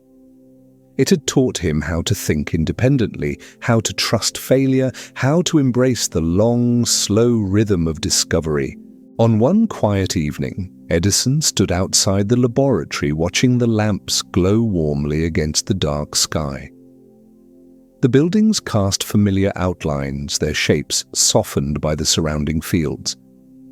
He listened to the faint hum of distant dynamos balancing the electrical load inside. The wind rustled through nearby trees, creating a sound he could not fully hear, but could still feel. A gentle vibration carried through the ground. He closed his eyes for a moment, letting the calm settle around him. The world was growing, stretching, moving forward, and he was ready to move with it. Inside, the lamps continued to glow long after midnight. Edison and his team worked steadily, not rushing, not slowing, simply following the natural rhythm of invention. The laboratory breathed with them, each experiment a heartbeat, each idea a spark. Menlo Park still had work to do before the next chapter began, refinements to finish, designs to finalize, memories to gather. Edison approached each task with calm focus, understanding that these final days were part of the story too. Menlo Park had given him a place to illuminate the world. In the final months at Menlo Park, the laboratory seemed to exist in two different worlds at once, one rooted in the present, with its familiar benches and tools, and another leaning toward the future, filled with blueprints of new buildings, larger machines, and ideas too vast for the small wooden rooms to contain. Edison stood at the center of this transition with his steady posture and quiet confidence, guiding his team through the delicate balance of completing the work at hand while preparing for what came next. The atmosphere was calm but charged with anticipation, like the gentle hum before a storm that brings not destruction, but renewal. Inside the laboratory, the air was filled with the scent of warm metal, oil, and chemical mixtures. Rows of glowing bulbs illuminated workstations where assistants focused on refining the last set of experiments before the move. Some tested batteries, dipping metal plates into electrolytes with precise motions. Others recorded sound samples on experimental phonograph cylinders. Still others worked on improved motors that hummed in low tones, sending soft vibrations through the wooden floor. Edison moved among them with quiet attention, offering gentle guidance or pausing to observe an experiment with the patience of a man who knew that real progress required time. During these weeks, Edison renewed his commitment to improving the phonograph. The world had embraced electric lighting, but the phonograph still held untapped potential. Many people viewed it as a novelty, an amusing machine that could mimic a voice. But Edison saw something deeper. He imagined families preserving their stories, businesses using audio correspondence, schools saving lessons, and musicians capturing performances without needing pen and paper. He believed that sound, once fleeting, could become part of human memory in a permanent way. The idea brought him quiet joy, and he pursued it with the same determination that had driven him to perfect the light bulb. The improved phonograph required careful engineering. Edison experimented with new recording materials, including wax cylinders that were more durable and easier to work with than tinfoil. He studied the movement of sound waves, adjusting diaphragms until they captured vibrations with clarity. His hearing loss forced him to rely on visual cues rather than sound quality alone, but he saw things others did not. The subtle tremor of a needle, the precise pattern of a groove. These small details revealed truths that ears alone could not. In those moments, Edison felt connected to the machine in a way that transcended hearing. While Edison refined the phonograph, the battery experiments continued with equal intensity. Assistants monitored chemical reactions for hours, noting changes in temperature, color, and voltage. Some experiments failed quickly, producing unwanted gases or corroding components. Others lasted longer, but revealed cracks in the casing or inconsistencies in performance. Edison encouraged his team to persist, reminding them that each flawed attempt brought them one step closer to a breakthrough.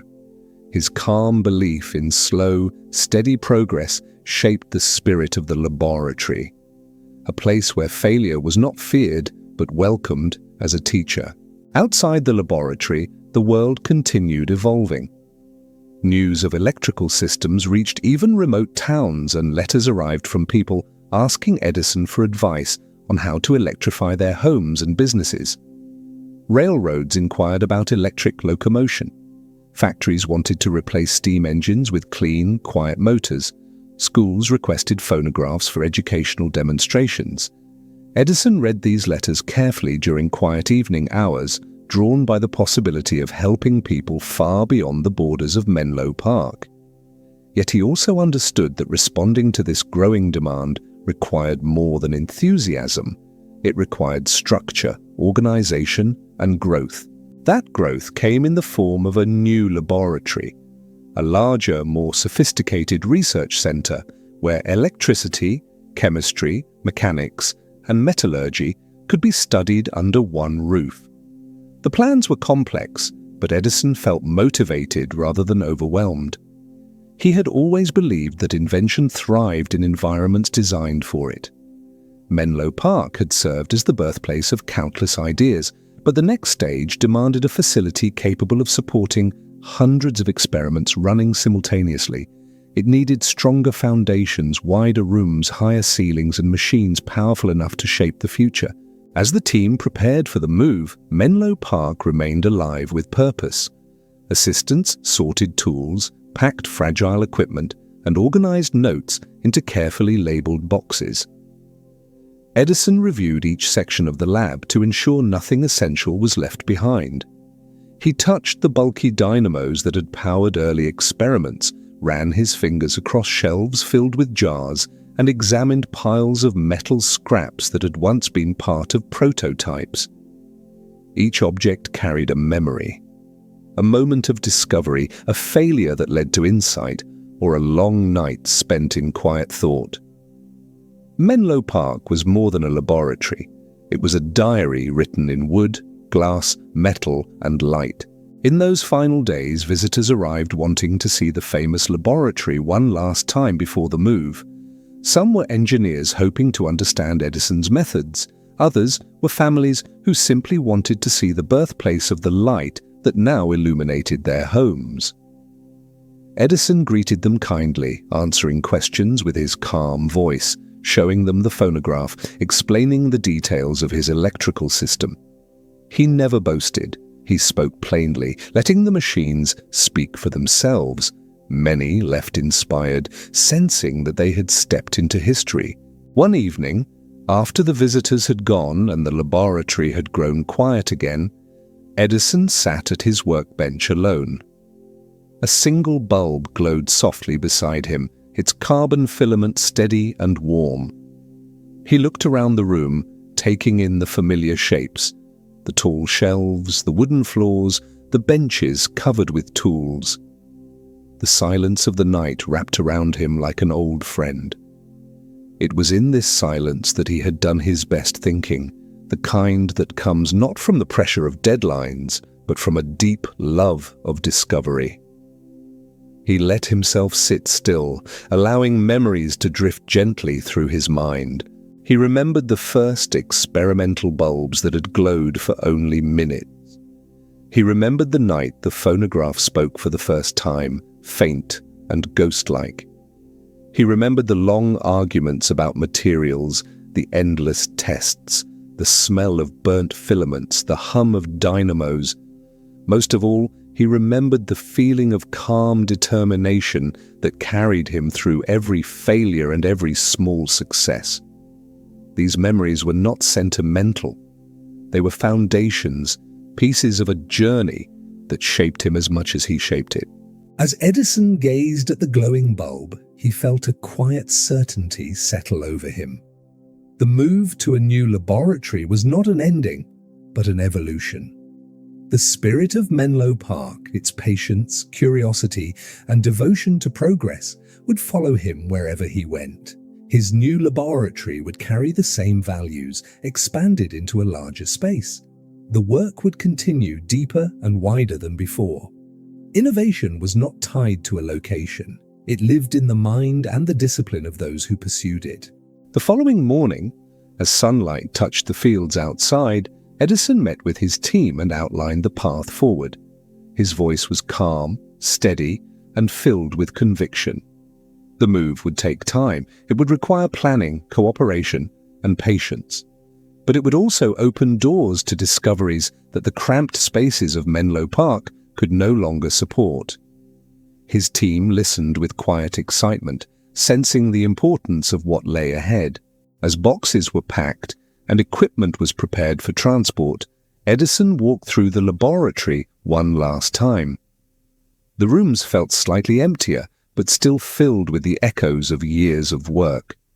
He paused at the doorway, taking a slow breath, feeling both gratitude and anticipation. Then he stepped outside, closing the door gently behind him. Menlo Park had given birth to electric light, sound recording, and a new era of technological possibility. Now, Edison was ready to build a place where the next era could begin. When Thomas Edison finally stepped away from Menlo Park and looked toward the horizon of his next chapter, he carried with him not just tools and inventions, but a quiet confidence shaped by years of relentless experimentation. The new laboratory he envisioned would not be a simple replacement. It would be a world unto itself, a place where science, engineering, chemistry, and imagination could coexist under one expansive roof. Menlo Park had given birth to ideas. The new facility would grow them into industries. And as Edison gazed across the open land of West Orange, New Jersey, he felt the same sensation he had felt as a boy, staring at the pages of books he could barely afford: possibility. The land at West Orange stretched wider than anything Menlo Park had offered. Rolling terrain, open air, and enough space to build structures far larger than the modest wooden buildings he was used to. Edison walked the property slowly, hands clasped behind his back, listening to the faint rustle of leaves and the distant sounds of a town preparing for progress. He paced the grounds for hours, imagining where each building would stand, how light would fall through tall windows, and how corridors would connect workshops to libraries and testing rooms. Every step across the soil felt deliberate, as if he were sketching the blueprint in his mind long before ink touched paper. The team that followed him from Menlo Park watched quietly at first, unsure of what form the new laboratory would take. But as Edison began speaking with architects and engineers, his vision crystallized. He described massive rooms for heavy machinery, quiet spaces for chemical research, clean laboratories for delicate instruments, and storage areas filled with every material an inventor might ever need. He imagined a library stocked with scientific journals from around the world, a drafting room large enough for dozens of engineers, and hallways wide enough for moving equipment the size of small carriages. The new laboratory would be a cathedral of invention, built not for one idea, but for thousands. Construction began quickly. Workers hammered beams into place, poured foundations, and raised walls that towered far above the simple frames of Menlo Park. The building grew steadily, its skeleton taking shape under the shifting light of dawn and dusk. Edison visited the site daily, watching with calm satisfaction as his vision took form. The air smelled of fresh timber, cement, and iron, a scent that signaled growth. He corrected plans, adjusted layouts, and insisted on high-quality materials. He wanted this place to last, not just for his lifetime, but for generations to come. Inside the temporary offices nearby, Edison continued working on the projects he had begun at Menlo Park. Battery research advanced with new chemical mixtures tested daily. Phonograph improvements gained momentum as more durable wax formulas were discovered. Motor designs grew stronger, more efficient, and more versatile. Edison believed that innovation did not pause for construction. The work must go on even if tools had to be packed and unpacked repeatedly. His assistants followed suit, adjusting their routines with patience. They trusted Edison's pace, which treated time as a river, always flowing, never stopping. When the main building of the West Orange Laboratory opened its doors for the first time, the team stepped inside with a mixture of awe and disbelief. The ceilings rose high above them, supported by steel beams. Sunlight filtered through large windows, casting rectangular patterns across the concrete floors. The echo in the room was gentle, carrying the sense of a space ready to be filled with ideas. Edison walked ahead, his footsteps slow and steady. This was not just a laboratory, it was a universe waiting to be filled. The early months at West Orange were marked by an energy unlike anything Edison had experienced before. New workers arrived, machinists, chemists, draftsmen, glass experts, metal workers, and assistants of every background. Each brought their own skills, ready to contribute to the expanding landscape of invention. Rooms were filled with specialized equipment: lathes, furnaces, kilns, presses, dynamos, microscopes, and testing rigs. Materials from across the world arrived daily: bamboo from Japan, rare ores from Africa, chemicals from Europe, and textiles from distant regions. Edison wanted everything available at a moment's notice. To him, limitation was the enemy of discovery. The work began immediately and quietly. Teams formed naturally, gathering around the problems that interested them most. Edison supervised them all, moving from room to room with a calm, observant gaze. He spoke softly, offering suggestions that felt more like gentle nudges than commands. He encouraged experimentation, even when it meant risking failure. He urged his team to think widely, to test boldly, and to pay attention to the smallest details. In this environment, invention felt like a shared breath, a rhythm carried by dozens of people moving as one. The phonograph was among the first devices to benefit from the expanded laboratory. Edison tested new recording materials in the chemical rooms, melting mixtures, adjusting formulas, and observing the hardness and flexibility of the resulting cylinders. He held them up to the light, examining their surfaces with careful eyes. In the machine shop, workers shaped new styluses with finer points and stronger alloys. In the sound rooms, assistants recorded spoken passages and songs, comparing clarity across dozens of samples. The new laboratory allowed them to conduct more experiments in a single week than Menlo Park could handle in a month. At the same time, the electric battery research advanced rapidly. Edison believed that improvement in portable power would reshape industry. Using the expanded facilities, he tested countless combinations of metals and electrolytes. The sound of bubbling reactions, clinking metal plates, and scribbling notes echoed through the chemical lab. Each day, Edison wrote long lists of observations in his notebooks, filling page after page with calm handwriting. He believed in documenting everything, even the disappointments. After all, a failed experiment was only a result that taught a clearer path. Throughout these early months, the West Orange Laboratory became known as the most advanced research facility in the world. Visitors arrived from across the country and from Europe, hoping to understand Edison's approach to invention. They expected spectacle, loud machines, sparks flying, dramatic tests. But instead, they found something different. They found quiet.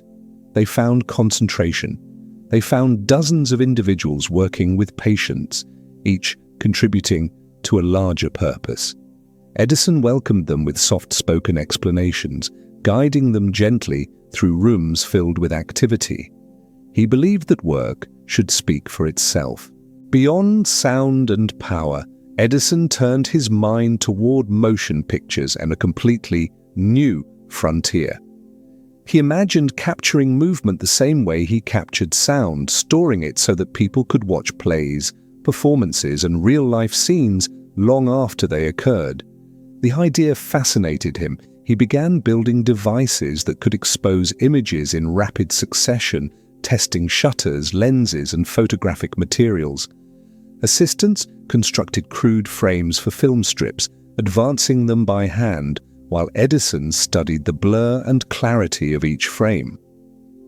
It was the beginning of a technology that would one day rewrite entertainment, but for now, it was another quiet experiment inside the walls of West Orange. Even as new inventions took shape, Edison maintained a gentle routine.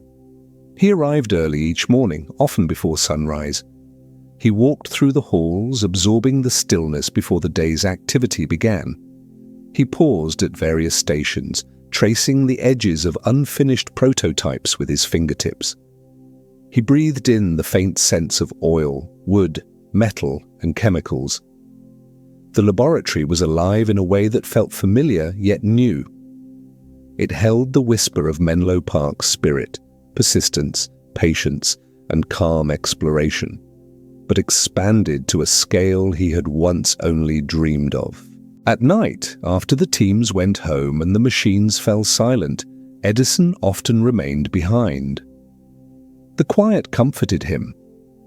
It reminded him of earlier days when invention was just a boy's curiosity, illuminated by a small flame. He would sit at his bench, reviewing notes or adjusting a prototype under the soft glow of electric lamps. Sometimes he ate a simple meal alone, barely noticing the time. The ideas that lived in his mind never stopped flowing.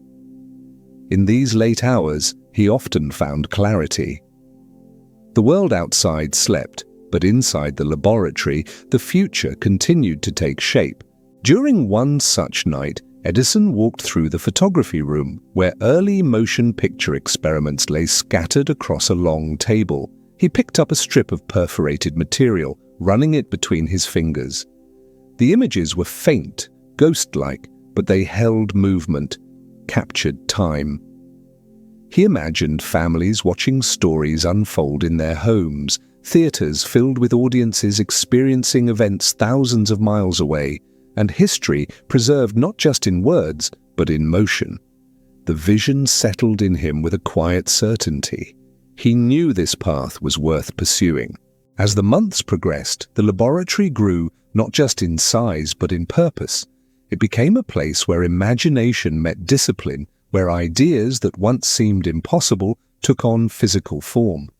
The people who worked there felt they were part of something larger.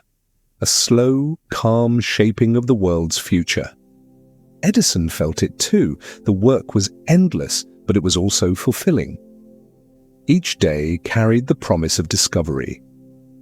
The West Orange Laboratory had become the new heart of Edison's life.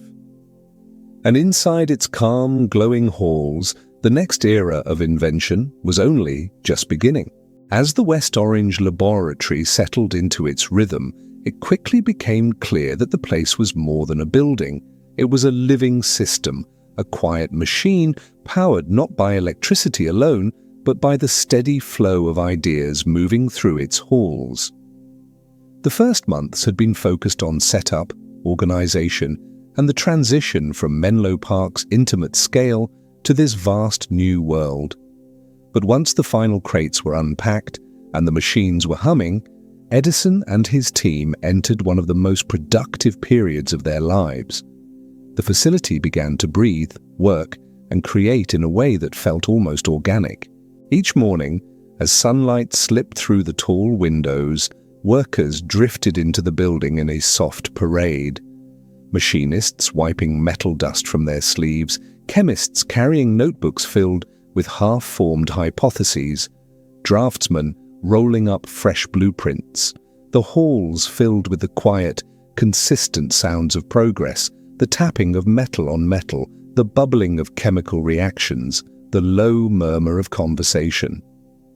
Edison walked among them with the same calm presence he had always carried, moving from room to room like a lighthouse guiding ships into harbor.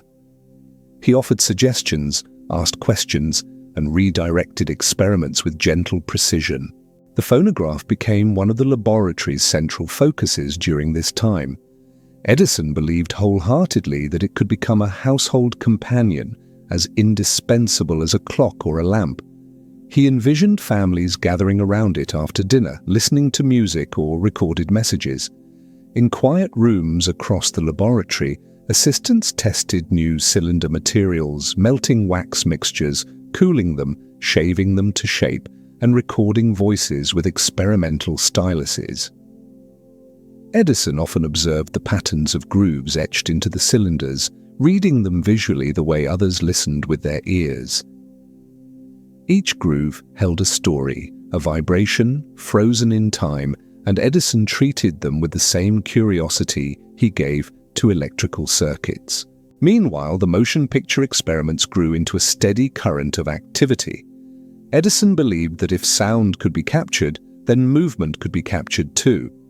He saw no barrier between ideas and only challenges to be understood. Assistants constructed shutters that opened and closed in precise rhythms, gears that moved film strips steadily, and lenses that captured light in sharper detail than before. Edison watched the flickering images with quiet fascination, recognizing the significance even before the images became clear or smooth. These first attempts were crude, but they held life. Tiny fragments of time returned to the eye.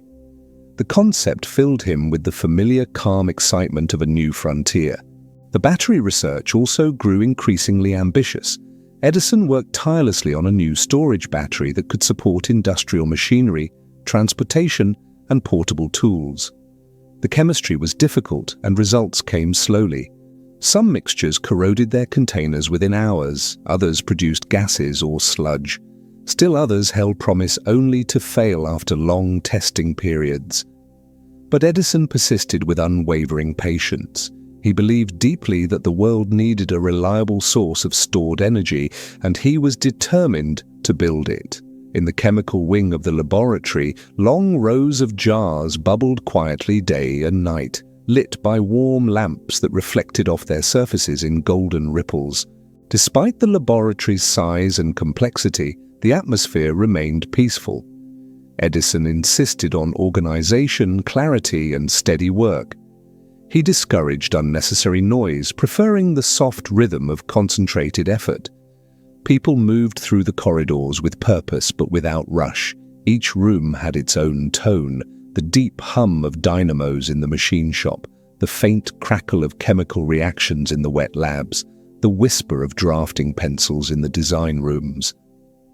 Edison wanted his team to feel that invention did not need chaos. It could grow in calm soil, nurtured by thought and quiet observation.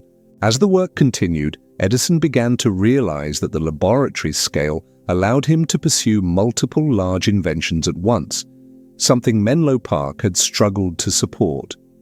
Instead of focusing on a single breakthrough at a time, he orchestrated an entire network of projects, each moving forward like a separate wave until they converged. Some days he focused on improving the phonograph's sound clarity. Other days he tested battery components with chemists. On others, he observed prototypes of motion picture devices. And still he found time to refine motors, study new metals, and plan future expansions. To an outsider, it seemed overwhelming, but Edison moved through it with the ease of a man accustomed to juggling ideas. Yet, even in this expansive environment, Edison kept one habit unchanged from his Menlo Park days: the long, quiet pauses where he simply thought.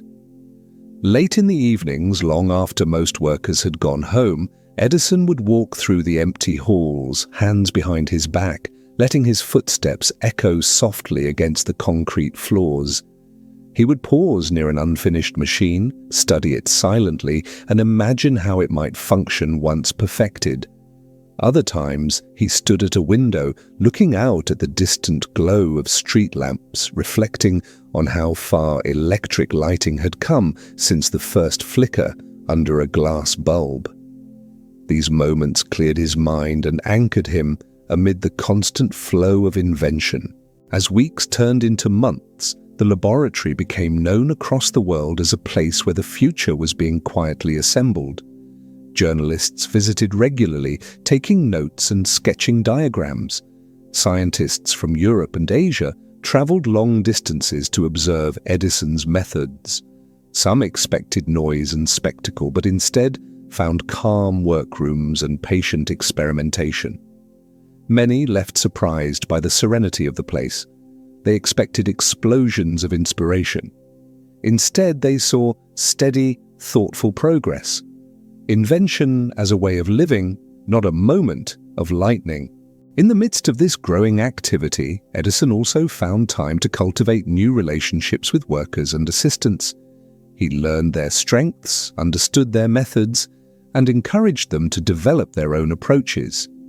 He believed that genius was not limited to one man. It could be built within a team, nurtured through guidance and trust. He often said that the laboratory was not his alone. It belonged to everyone who contributed to it. And his assistants felt it. They worked with pride, knowing they were part of something larger than any individual invention. During this period, Edison often received letters from people around the world sharing how electric light had changed their lives. Some described families reading together at night. Others spoke of safer streets, calmer workplaces, and reduced fires. These letters moved Edison in a quiet way. He did not display sentimental reactions, but he kept many of the letters in drawers or notebooks, returning to them occasionally during late-night hours. They reminded him of the human side of invention, the small, silent ways technology improved everyday life. One evening, after a long day of experiments, Edison stood alone in the motion picture room. A prototype device sat on the table, surrounded by thin strips of partially exposed film. He picked up one strip and held it near the lamp. The tiny images shimmered in the light, blurred, faint, but unmistakably alive. He imagined a future where entire stories could be captured on these strips, where children could see worlds beyond their town, where history could be preserved not as text, but as moving moments. He set the strip down gently, feeling a calm certainty rise within him. The world was expanding, and the laboratory was guiding that expansion with steady, patient hands. Electricity, sound, motion, chemistry. Each field was a path to new understanding. Edison felt grateful for these opportunities, grateful for the team that worked beside him, grateful for the quiet discipline that had carried him from a boy's curiosity to this vast, glowing sanctuary of progress. The West Orange laboratory was still young, but its promise was already clear. It would shape the coming century in ways no one could fully predict. And as Edison prepared for the next phase of work, he felt the same peaceful determination that had illuminated every step of his journey. There was still much to discover, and he was ready. As the West Orange laboratory settled deeper into its identity as a world-class innovation center, a new chapter quietly began to form in Thomas Edison's life. One defined not by the creation of light or sound or power, but by the slow, steady rise of an entirely new industry, motion pictures. Though the phonograph and electric lighting dominated the headlines, Edison found himself increasingly drawn to the idea of capturing moving images, preserving life in a way that neither ink nor sound alone could achieve. The thought arrived gradually, like a soft whisper in the back of his mind, but once it took hold, it refused to disappear. Inside the laboratory's photographic rooms, early experiments had already begun. Assistants tested shutters that snapped open and closed in rapid succession, gearing systems that advanced film strips, and lenses that bent light into focused shapes. The results were crude but magical, ghost-like images dancing across small frames, shadows bending into motion. Edison studied them late at night, holding strips of perforated material up to the warm glow of a lamp, examining the faint traces of movement etched into their surfaces. He saw more than film. He saw time carved into light. The idea of motion pictures appealed to Edison not because it was flashy or commercial, but because it carried the same spirit as his earliest inventions, the desire to make fleeting moments permanent. Just as the phonograph captured sound that once vanished, motion pictures could capture the gestures, expressions, and movements that defined human life. Edison imagined children watching stories unfold in their homes, teachers using film to illustrate lessons, and theaters filled with audiences experiencing events recorded thousands of miles away. These visions did not excite him with fireworks.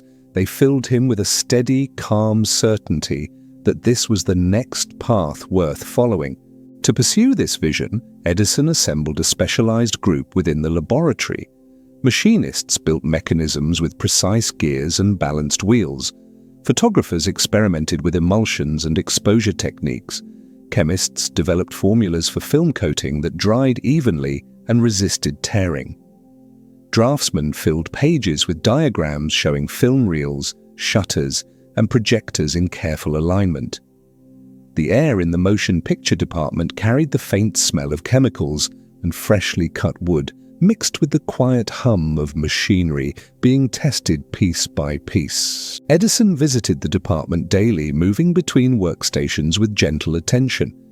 He asked questions in his soft voice, listened carefully to answers, and offered advice rooted in decades of experimentation. Though he could not fully hear the mechanical clicks and whirs of the machines, he felt their vibrations through the table, the floor, and the air. Sometimes he closed his eyes and placed a hand on the device, letting the rhythm speak to him. His partial deafness, once a challenge, had become a unique form of insight. It allowed him to sense stability or instability in ways others overlooked. The first prototype devices were hand-cranked machines that captured movement one frame at a time. They were heavy, awkward, and delicate, but Edison treated them with patience. Assistants tested them by filming simple scenes inside the laboratory. A worker hammering metal, a machinist turning a wheel, a man walking across the room. The footage was short, flickering, and rough, but when played back, it revealed something unmistakable. Life, transformed into dancing images. Edison watched in quiet awe, not smiling broadly but absorbing the significance with a calm, thoughtful expression. His interest deepened. He ordered improvements to the shutter timing, film tension, and frame advancement mechanisms. He encouraged experiments with lighting, building bright lamps that illuminated subjects evenly. In the courtyard outside the laboratory, Edison had a small stage built where workers performed simple actions for the cameras: waving, jumping, lifting objects, or simply turning in place. These recordings became the earliest fragments of a new visual language. At the same time, the laboratory's other departments continued their work. The phonograph saw steady improvements with stronger wax formulations and more precise styluses. Battery research progressed with new chemical combinations that held promise for longer-lasting storage. Motors evolved into more compact and efficient designs. The West Orange laboratory had become a place where multiple futures began simultaneously, each one nurtured with patience and discipline. But nothing captured Edison's imagination quite like the moving image. He sensed that this invention would not be merely an extension of photography. It would be its own world, as rich and profound as written language. Motion pictures would allow people to witness dances, celebrations, speeches, and everyday moments from across the globe. It would preserve history in ways books could not. Edison often reflected on this during late-night hours when he wandered through the empty labs, the soft glow of electric lamps illuminating rows of equipment. He imagined people decades or even centuries later watching scenes recorded long before their time. The idea humbled him. As the experiments progressed, the laboratory underwent subtle transformations. The halls filled with new sounds, the rotating click of film reels, the soft snapping of shutters, and the faint, rhythmic flutter of images captured frame by frame. Assistants carried stacks of film strips from one room to another, comparing exposures and trying different chemicals to improve clarity. Wooden boxes filled with prototypes lined the walls, each one representing a small step forward in understanding how to capture motion smoothly. Edison encouraged experimentation beyond his own ideas. He believed that invention required many perspectives, each offering a piece of the larger puzzle. When assistants proposed alternate shutter designs or film movements, he welcomed their suggestions. He reminded them that there was no single correct path, only the most effective one revealed through testing. This mindset created an atmosphere of trust within the department. Ideas flowed freely, collaboration became natural, and progress accelerated. During this time, Edison also began to consider how motion pictures might pair with the phonograph. He imagined devices that could synchronize sound with moving images, creating a new form of storytelling where voices matched the actions on screen. Though the technology needed refining, he sensed the potential with clarity. When he watched silent motion footage, he often imagined the sound that accompanied each gesture: laughter, footsteps, music, applause. He knew that one day these two inventions would merge into something powerful. Despite the growing excitement around motion pictures, the laboratory remained a place of quiet discipline. Edison insisted that experimentation remain careful, thoughtful, and detailed. He encouraged his team to observe closely, record accurately, and test patiently. Motion pictures, like electricity and sound, required deep understanding. There were no shortcuts. Each improvement came from hours of work, and each breakthrough was the result of countless attempts. One evening, as fresh motion picture film was drying along a series of wooden racks, Edison stood at the far end of the room watching the shadows cast by the strips. They swayed slightly in the warm air, creating a soft rustling sound.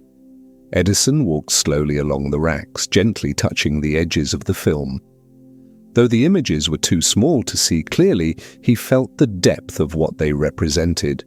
Captured time, saved forever. He paused at the end of the row, hands clasped behind his back, and looked out the window at the darkening sky.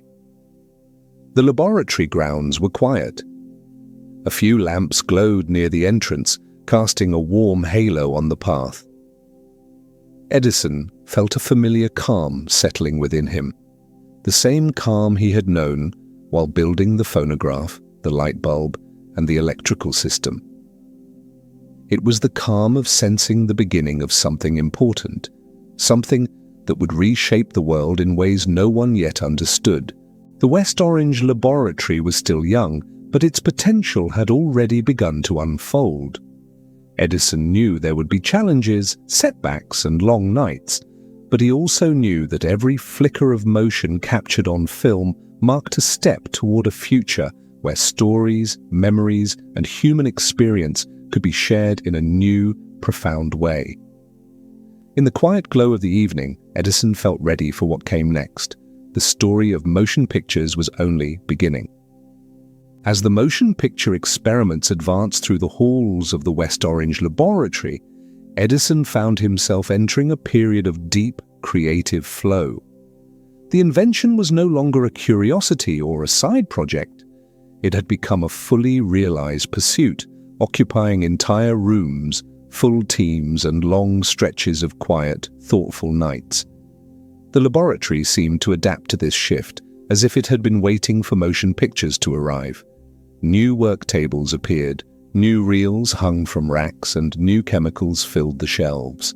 The place breathed innovation with every slow-moving hour. To support the growing film experiments, Edison established a special building on the laboratory grounds, a structure unlike anything the world had ever seen. It was long, narrow, and covered in black tar paper. It sat on a turntable that allowed the entire building to rotate, following the sun as it moved across the sky. This was the Black Maria, the world's first motion picture studio. Its exterior absorbed sunlight while the interior remained dark enough to control each beam that entered.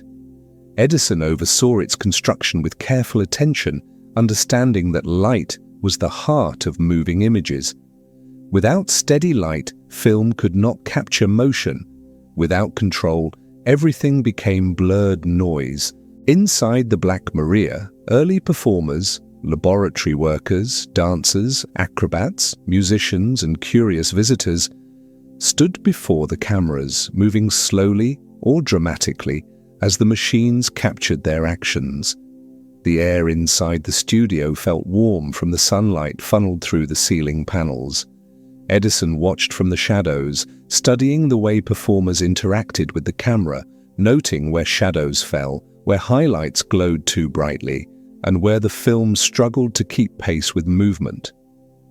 These sessions were not performances in the theatrical sense. They were experiments, delicate tests of how light, motion, and technology intertwined. The early films were short, usually only a few seconds long. A man tipping his hat, a woman smiling at the camera, a worker swinging a hammer, a dancer turning gracefully, her dress swaying in faint blurs. Edison studied these films with quiet fascination, holding the strips up to the lab lamps to examine the individual frames. Each tiny square of image felt like a piece of trapped time. When played back on the projection devices his team was developing, the images flickered into motion with an almost dreamlike quality. The effect was hypnotic, delicate, and profound. As the film technology matured, Edison expanded the motion picture department with additional staff and specialized roles. Photographers focused on exposure techniques, machinists refined the camera mechanisms, chemists experimented with film coatings to reduce tearing and increase clarity. Draftsmen drew complex diagrams detailing gear ratios, film perforations, and shutter timing mechanisms. The sound of invention echoed quietly from every corner. The click of film reels, the soft scrape of tools, the faint chatter of technicians discussing their next test. Edison moved through these rooms with his usual calm determination. He often paused behind workers, watching the machines operate with his hand resting lightly on the bench, feeling the subtle vibrations. His hearing loss made him attentive to movement more than sound. In a world that others heard, he sensed motion, rhythm, steadiness. This unusual perspective allowed him to catch flaws others missed, a gear moving unevenly, a film strip feeding too tightly, a shutter opening a fraction too slow. He would gently point out the issue, and his team would adjust it with gratitude. Beyond motion pictures, other inventions continued their slow evolution. Edison's battery research pressed forward with stubborn persistence. The chemistry was challenging and often frustrating. Some days brought unexpected reactions that demanded new strategies. Other days revealed small improvements that hinted at progress. The laboratory smelled of iron, nickel, and chemical solutions. Assistants monitored reactions with steady patience, noting each detail in precise handwriting. Edison, despite the film frenzy, never abandoned this work. He believed that a reliable storage battery would eventually become one of his most important contributions to the world. The phonograph, too, continued to evolve. With better cylinders and more refined recording mechanisms, its sound grew clearer, warmer. Edison tested each improvement with the same visual sensitivity he brought to film. Watching the needle's movement, studying the groove patterns under magnification, reading physical detail as if it were a story written for his eyes alone. The West Orange laboratory allowed him to move seamlessly between inventions, shifting from one department to another with the ease of a man walking through his own thoughts. Yet despite all the activity, the laboratory remained remarkably calm. Edison insisted on order, structure, and patience. Noise was kept to a minimum. Distractions were discouraged. Workers focused on their tasks with quiet devotion, aware that their contributions formed part of a larger narrative, the gradual shaping of the future. The environment felt almost meditative. Even the mechanical sounds blended into a gentle hum, like the heartbeat of a massive machine made of people, wood, steel, and possibility. Outside the laboratory, motion pictures began to attract attention. Visitors who saw the early demonstrations were amazed by the flickering images, even if they lasted only seconds. The idea that movement could be captured and replayed seemed almost magical. Newspapers described Edison's invention as living photography. Communities gathered to watch these early films with curiosity and excitement, unaware that they were witnessing the earliest steps of an art form that would one day shape culture across the world. Edison, however, remained focused not on fame, but on refinement. He knew that short, flickering images were just the beginning. He imagined longer recordings, smoother motion, and eventually stories with structure and emotion. He envisioned motion pictures in schools, theaters, and homes. He imagined movement and sound working together in harmony. These dreams stayed mostly within his thoughts, carried softly into the late-night hours when the laboratory was empty and still. During one such night, Edison walked into the Black Maria alone. The studio was dark, the walls absorbing any stray light. The air felt cool and quiet. He stepped into the center of the room where earlier performers had smiled, waved, danced, or simply paused for the camera. Edison imagined the film strips hanging on racks, drying, waiting for the next morning's review. He pictured the flickering images, the soft glow of projection, and the way people leaned forward when they saw themselves or others captured in motion. He stood there for several minutes, hands clasped behind his back, taking in the stillness. It reminded him of Menlo Park nights, where the only light came from experimental bulbs and the only sound was the faint hum of equipment. Yet this place held a different kind of promise, not just illumination or sound, but the preservation of life's smallest gestures. When he finally left the studio and walked back toward the main building, Edison felt the calm certainty that motion pictures would shape the future just as profoundly as electricity had. They would carry knowledge, joy, and memory across time. They would allow people to see moments long after they had passed, and they would remind humanity that invention was not only about solving problems. Sometimes it was about capturing beauty. In the soft glow of the laboratory's lamps, Edison resumed his work with renewed purpose. The world was changing again, and the Black Maria was just the beginning. By the time the motion picture experiments gathered steady momentum at West Orange, Thomas Edison had reached a point in his life where success and responsibility blended into a single, quiet rhythm. The laboratory had grown into a vast ecosystem of ideas, each invention feeding into the next, each department supporting the others like a network of interconnected roots. Yet even as the world looked to Edison for innovation, he maintained the same steady pace he had carried since his earliest days. Calm, methodical, unhurried.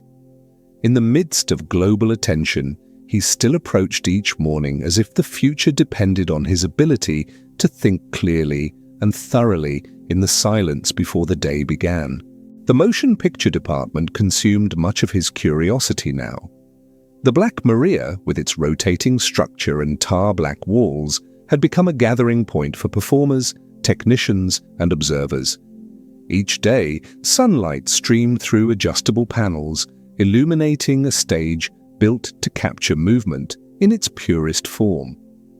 But while film danced in the bright studio, Edison spent equal amounts of time in the quieter photographic rooms, studying exposures, testing film stock, and contemplating ways to improve image clarity. He knew motion pictures were inching closer to maturity, but he could feel the weight of what remained undone. The technology needed smoother motion, sharper contrast, and greater reliability if it was to become more than a novelty. Beyond film, Edison's battery research continued quietly but persistently. Rows of chemical jars filled the laboratory benches, each containing mixtures that represented both failure and possibility.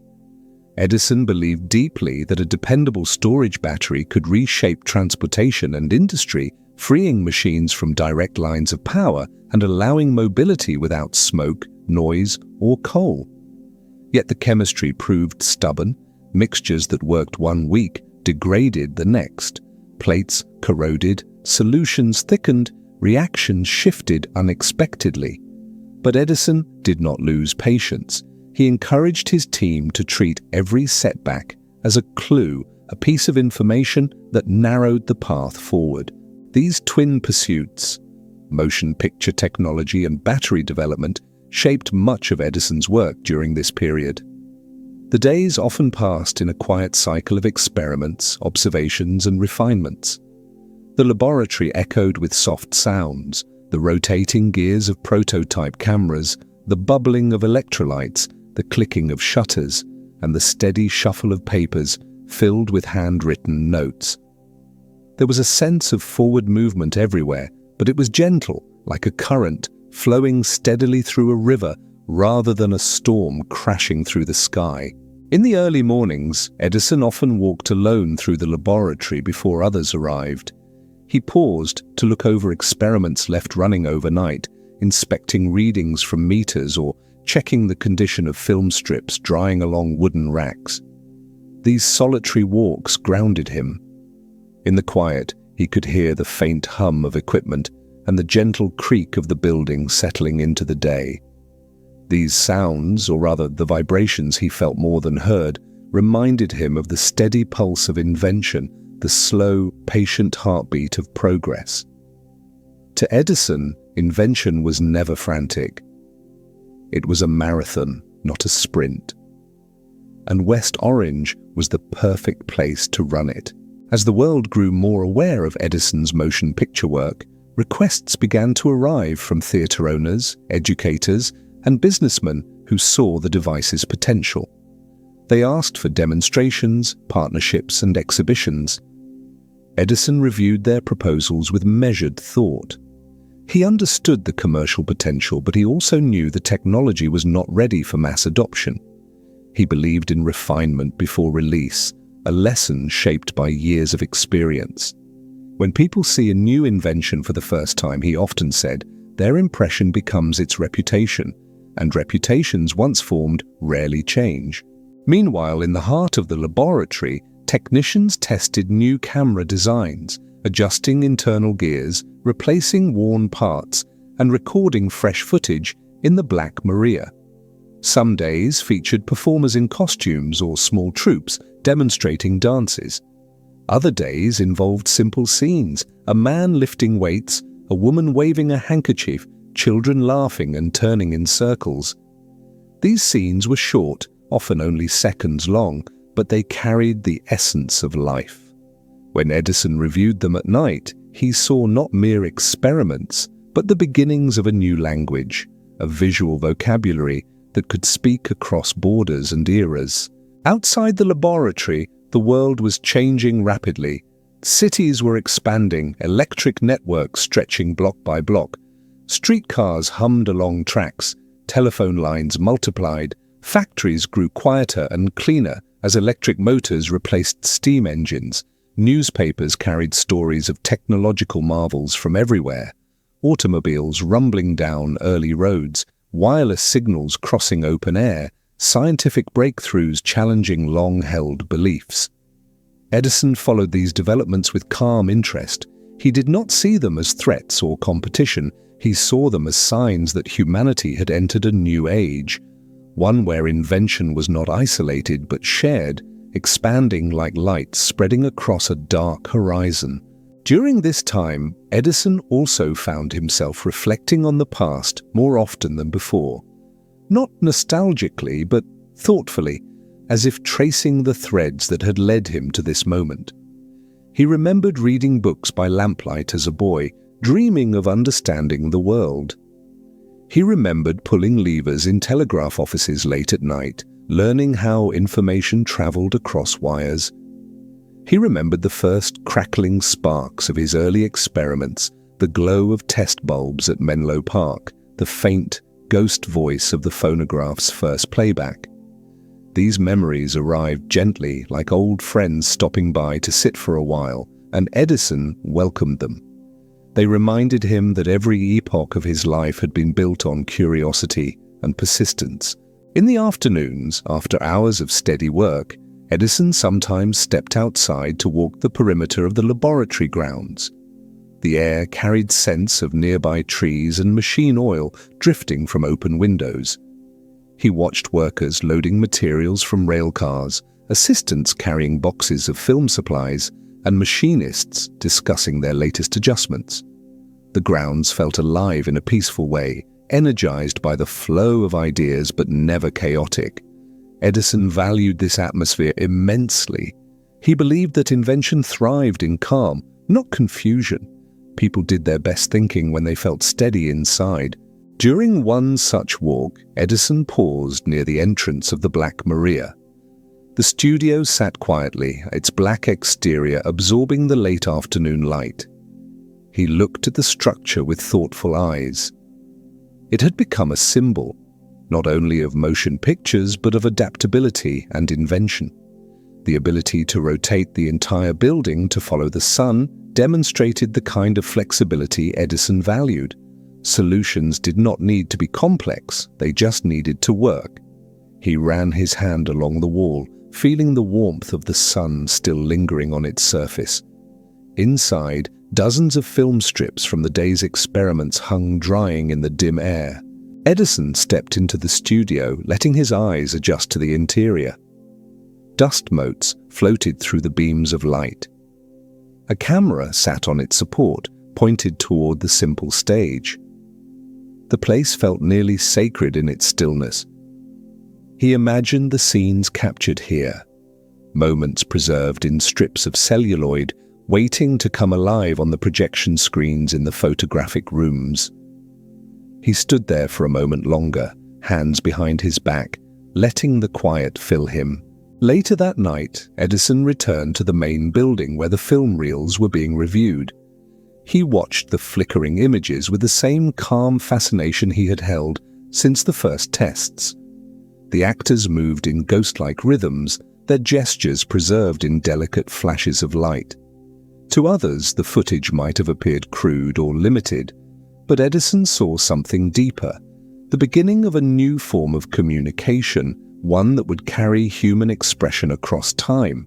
He leaned back, thoughtful, then rose from his seat with a soft exhale. The laboratory hummed around him, each invention contributing to the gentle symphony of progress. In that moment, Edison understood that motion pictures would change not only entertainment but education, memory, and the way people saw themselves in the world. And the quiet halls of West Orange were where that transformation had begun. As the months passed, motion pictures began weaving themselves deeper into the life of the West Orange laboratory. What had once been a quiet experiment, a curiosity captured in flickering frames, now grew into a daily rhythm. Film strips dried on wooden racks beside windows, cameras rested on tables like mechanical sculptures. Technicians carried reels from one room to another with careful hands, as if transporting fragile memories. The laboratory felt alive, breathing with the soft pulse of images being born. And in the midst of it all, Edison moved slowly, thoughtfully, letting each new discovery settle into place before guiding the next step forward. Despite the growing momentum, Edison maintained a steady and patient pace. He knew that rushing invention rarely improved it. Some mornings he spent hours studying single frames under magnification, tracing the contours of silhouettes with the tip of a pencil. Other days he focused on the mechanics of projection, adjusting lenses and reflectors until the light fell evenly across the screen. His team watched his methods with quiet respect. He never forced clarity. He let it emerge. And whenever a breakthrough came, it felt less like a sudden flash and more like a slowly rising dawn. The Black Maria remained central to this work, rotating gently on its platform to follow the sun. From a distance, it looked like a small ship turning quietly with the wind. Inside, however, it held the earliest fragments of what would one day become an art form recognized around the world. Performers who visited the studio often found the environment strange, warm, focused, intensely bright. But Edison saw the space as a laboratory of human expression. He encouraged new forms of movement, new gestures, new visual rhythms. The camera, he believed, did not simply record, it revealed. During this time, Edison also began exploring the idea of standardized film formats. Early experiments had used a variety of widths and perforation patterns, each one unique, each one incompatible with the next. But Edison understood that for motion pictures to grow beyond curiosity, they needed consistency. A film made in one city should be playable in another. A projector built in one country should function with reels produced thousands of miles away. He examined dozens of film strips, comparing tension, flexibility, and durability. Finally, he settled on a format that balanced strength with smooth motion, a decision that quietly shaped the future of cinema. Meanwhile, the laboratory outside the motion picture rooms continued its own quiet progress. Battery experiments advanced slowly but steadily. The phonograph gained clarity and reliability. Motors grew more compact and efficient. The building hummed with activity, yet never felt chaotic. Edison's insistence on calm concentration permeated every room. Workers sharpened tools without rushing. Chemists mixed solutions with patient hands. Draftsmen revised diagrams with careful strokes. Everything moved at the pace of intention, not urgency. Despite his growing responsibilities, Edison found time for introspection. Late at night, the laboratory emptied of noise, he would walk along the long corridors, letting the echoes of his footsteps guide his thoughts. Sometimes he stopped beside the tall windows overlooking the grounds. The lamps outside glowed softly, touching the earth with pools of warm light. He wondered how many lives had changed because of those small, steady bulbs. He wondered how many more would change because of sound and motion being captured inside these walls. These reflections grounded him, reminding him that invention was not only mechanical, it was deeply human.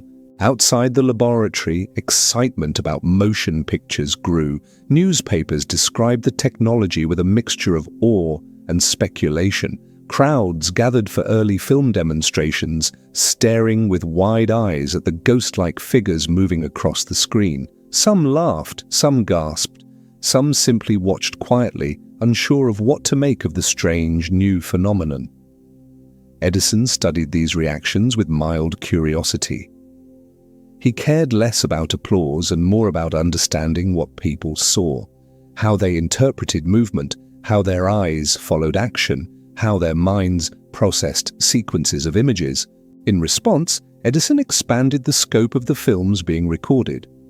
Instead of simple gestures or small demonstrations, the Black Maria began hosting staged scenes, short acts performed by dancers, athletes, comedians, and musicians. These scenes were still brief, but they carried more narrative weight. Edison observed them carefully, noticing how audiences responded to rhythm, pacing, and emotion. He understood instinctively that motion pictures were not just mechanical records of movement. They were stories, even when no words were spoken. One afternoon, a group of dancers performed inside the Black Maria. Their movements were fluid, sweeping across the small space with energy and grace. Edison watched them from the side, observing how the light caught the edges of their clothing, how their shadows shifted across the floor, how their forms stretched and folded as they moved. When the film was developed and projected that evening, the dancers appeared on the screen like silhouettes made of water and fire. Fluid, luminous, alive. Edison leaned back, absorbing the moment.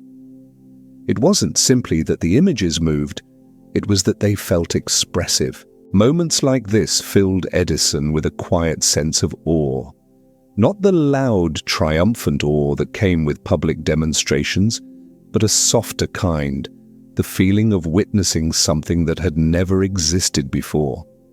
It was the same feeling he had when the phonograph first spoke back to him, the same feeling he had when a carbon filament glowed steadily for the first time. These moments reminded him that invention was a form of discovery, not creation. The world was filled with unseen possibilities, waiting patiently for someone to notice them. Even as motion pictures grew, Edison remained grounded in his work ethic.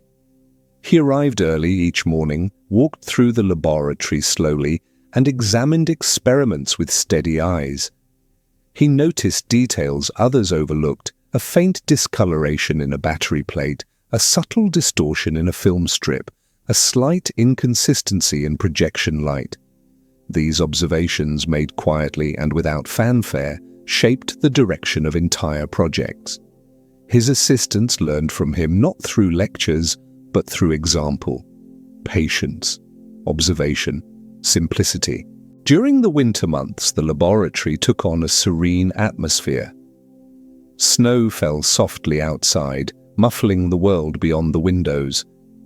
Inside, the warmth of electric lamps filled the rooms with a comforting glow. Film strips dried near radiators, their images slowly taking shape. Edison often paused to look at them, gently touching the edges to feel their flexibility. The contrast between the cold outside and the warmth inside reflected the contrast between the world's uncertainty and the laboratory's steady progress.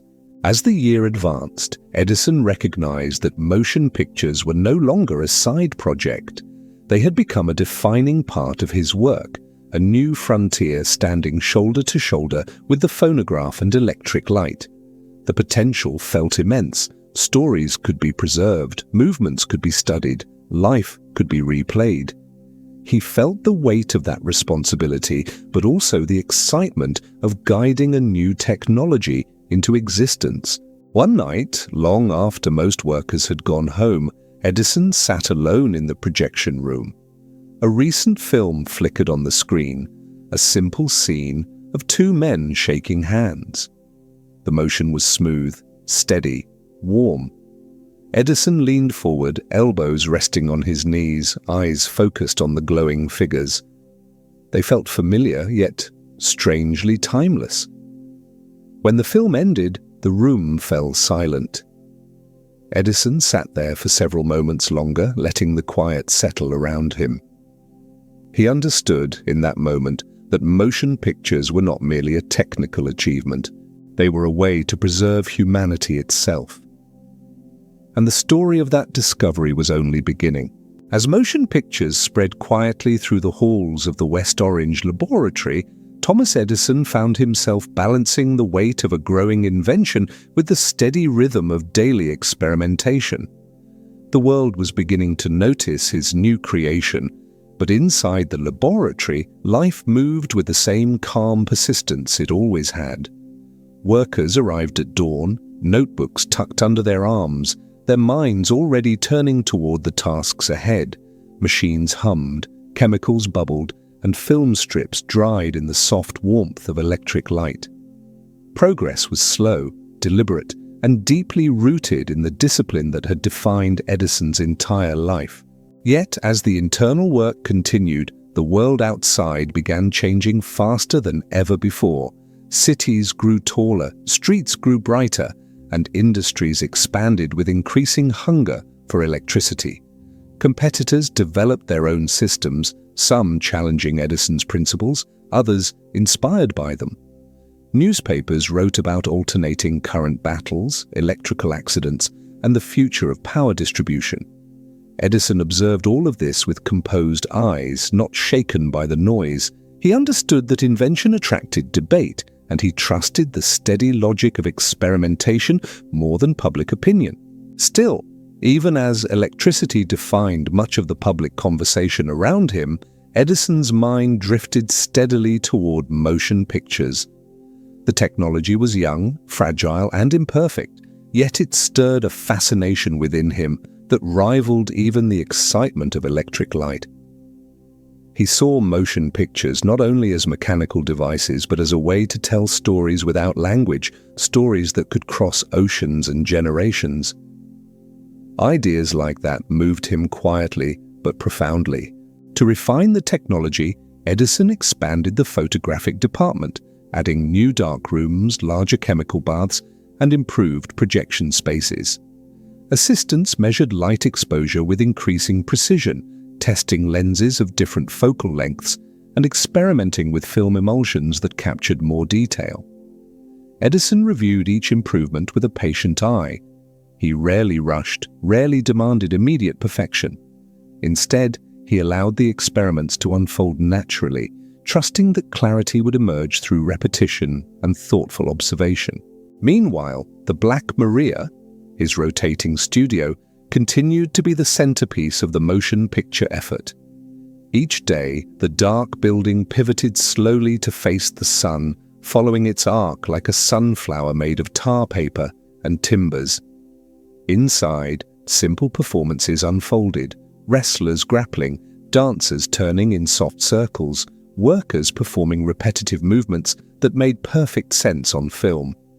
The sessions were short, usually lasting less than a minute, but they held a charm that Edison never tired of observing.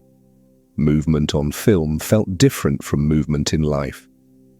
It carried a slight echo, a dreamlike quality that fascinated him. As the films improved, Edison began thinking more deeply about their purpose. What should motion pictures capture? Everyday life, theatrical performances, scientific demonstrations, historical reenactments?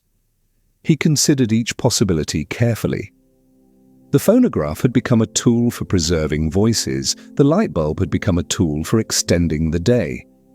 Motion pictures, he believed, would become a tool for understanding humanity itself. They would show how people lived, moved, celebrated, struggled, and communicated. They would compress experience into manageable fragments that future generations could revisit.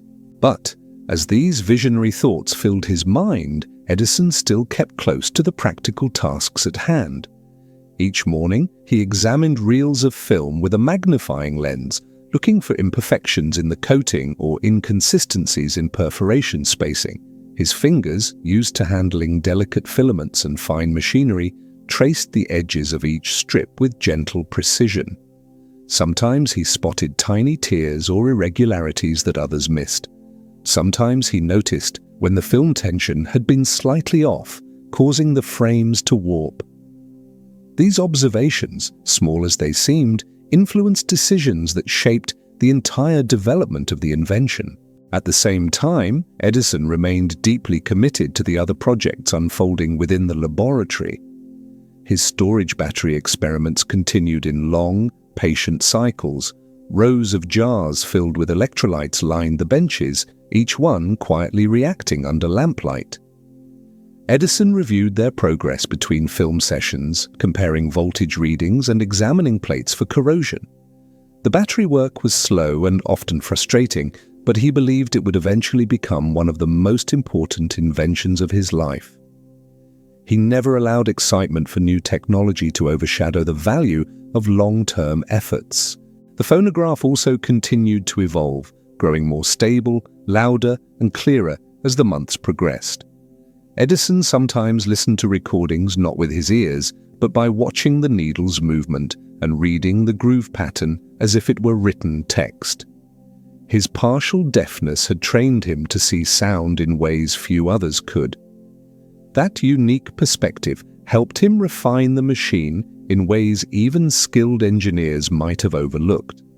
To Edison, sound and motion were simply two forms of vibration, different expressions of the same language. As inventions grew and responsibilities multiplied, Edison found himself managing more people than ever before. The laboratory now housed dozens of technicians, machinists, chemists, and draftsmen, each contributing to a larger vision. Edison moved through these halls with a quiet authority. He rarely raised his voice. He rarely rushed. Instead, he observed, guided, and encouraged. When assistants struggled with complex problems, he offered simple suggestions that often revealed the solution. When progress stalled, he reminded them that persistence was itself an engine, slow but unstoppable. Despite the calm atmosphere inside the laboratory, the outside world continued to shift. Rival inventors pursued their own motion picture technologies. Some created cameras that challenged Edison's designs. Others experimented with projection systems that offered smoother movement or brighter illumination. Edison learned of these developments through newspapers, letters, and occasional visits from observers eager to share rumors. Yet he remained unshaken. Competition did not frighten him. It energized him. He believed that technology grew stronger when tested against alternatives. One evening, after reviewing new footage recorded earlier in the day, Edison sat in the projection room alone. The images played softly against the white screen. A dancer turning slowly, her dress flowing like ripples across a pond. Edison leaned forward, watching the frames move with delicate precision. He felt a quiet certainty settle within him. The invention was still in its infancy, but the core idea was undeniably alive. Motion pictures would become something vast, not just entertainment, but knowledge, history, memory. As the film ended and the projector fell silent, Edison remained seated, letting his mind drift through the possibilities. He imagined films used to teach science, geography, and literature. Films documenting how machines worked, how animals behaved, how people in distant countries lived their daily lives. Films capturing celebrations, ceremonies, and moments that could otherwise vanish into the past. These thoughts filled him with the same calm excitement he had felt when the first light bulb glowed steadily, when the phonograph first spoke, when the telegraph first carried messages beneath his fingers. Outside the laboratory, twilight settled gently over the grounds. Lamps flickered on, illuminating paths with warm, steady light. Workers departed quietly, their footsteps soft against the gravel. Edison eventually rose from his seat, stretching slightly as he prepared to return to his office for more late-night notes. The laboratory embraced him in its usual silence, its walls echoing not with noise, but with the quiet promise of tomorrow's experiments. He walked slowly through the halls, touching the edges of tables, glancing at film reels, and pausing to check a battery experiment before leaving. The world was changing, not in sudden bursts, but in a calm, steady flow, much like the work that unfolded within these walls. Motion pictures had begun as small, flickering curiosities. As motion pictures quietly expanded inside the West Orange laboratory, Edison began to sense a subtle shift in the world around him. What had once been a small circle of engineers and curious visitors had grown into a widening network of showmen, theatre owners, business partners, and inventors who saw opportunity in the moving image. Letters arrived daily, filled with excitement, proposals, and requests. Some wanted to exhibit the films, others wanted to sell the cameras, many simply wanted to understand how such a thing was even possible. Edison, however, responded in his usual calm pattern, never rushed, never swept up by the excitement of others. He believed that the technology itself still needed time to settle, to breathe, to become something sturdier before being handed to the world. Inside the laboratory, the work continued with quiet intensity. Technicians tested improved shutter mechanisms, ensuring they opened and closed with precise timing. Machinists refined camera gears, shaving fractions of millimeters from metal teeth to improve smoothness. Photographers experimented with different emulsions to produce clearer images, adjusting chemical mixtures with disciplined patience. The film strips that resulted from these tests hung like delicate ribbons along wooden racks, each one shimmering faintly under the glow of electric lamps.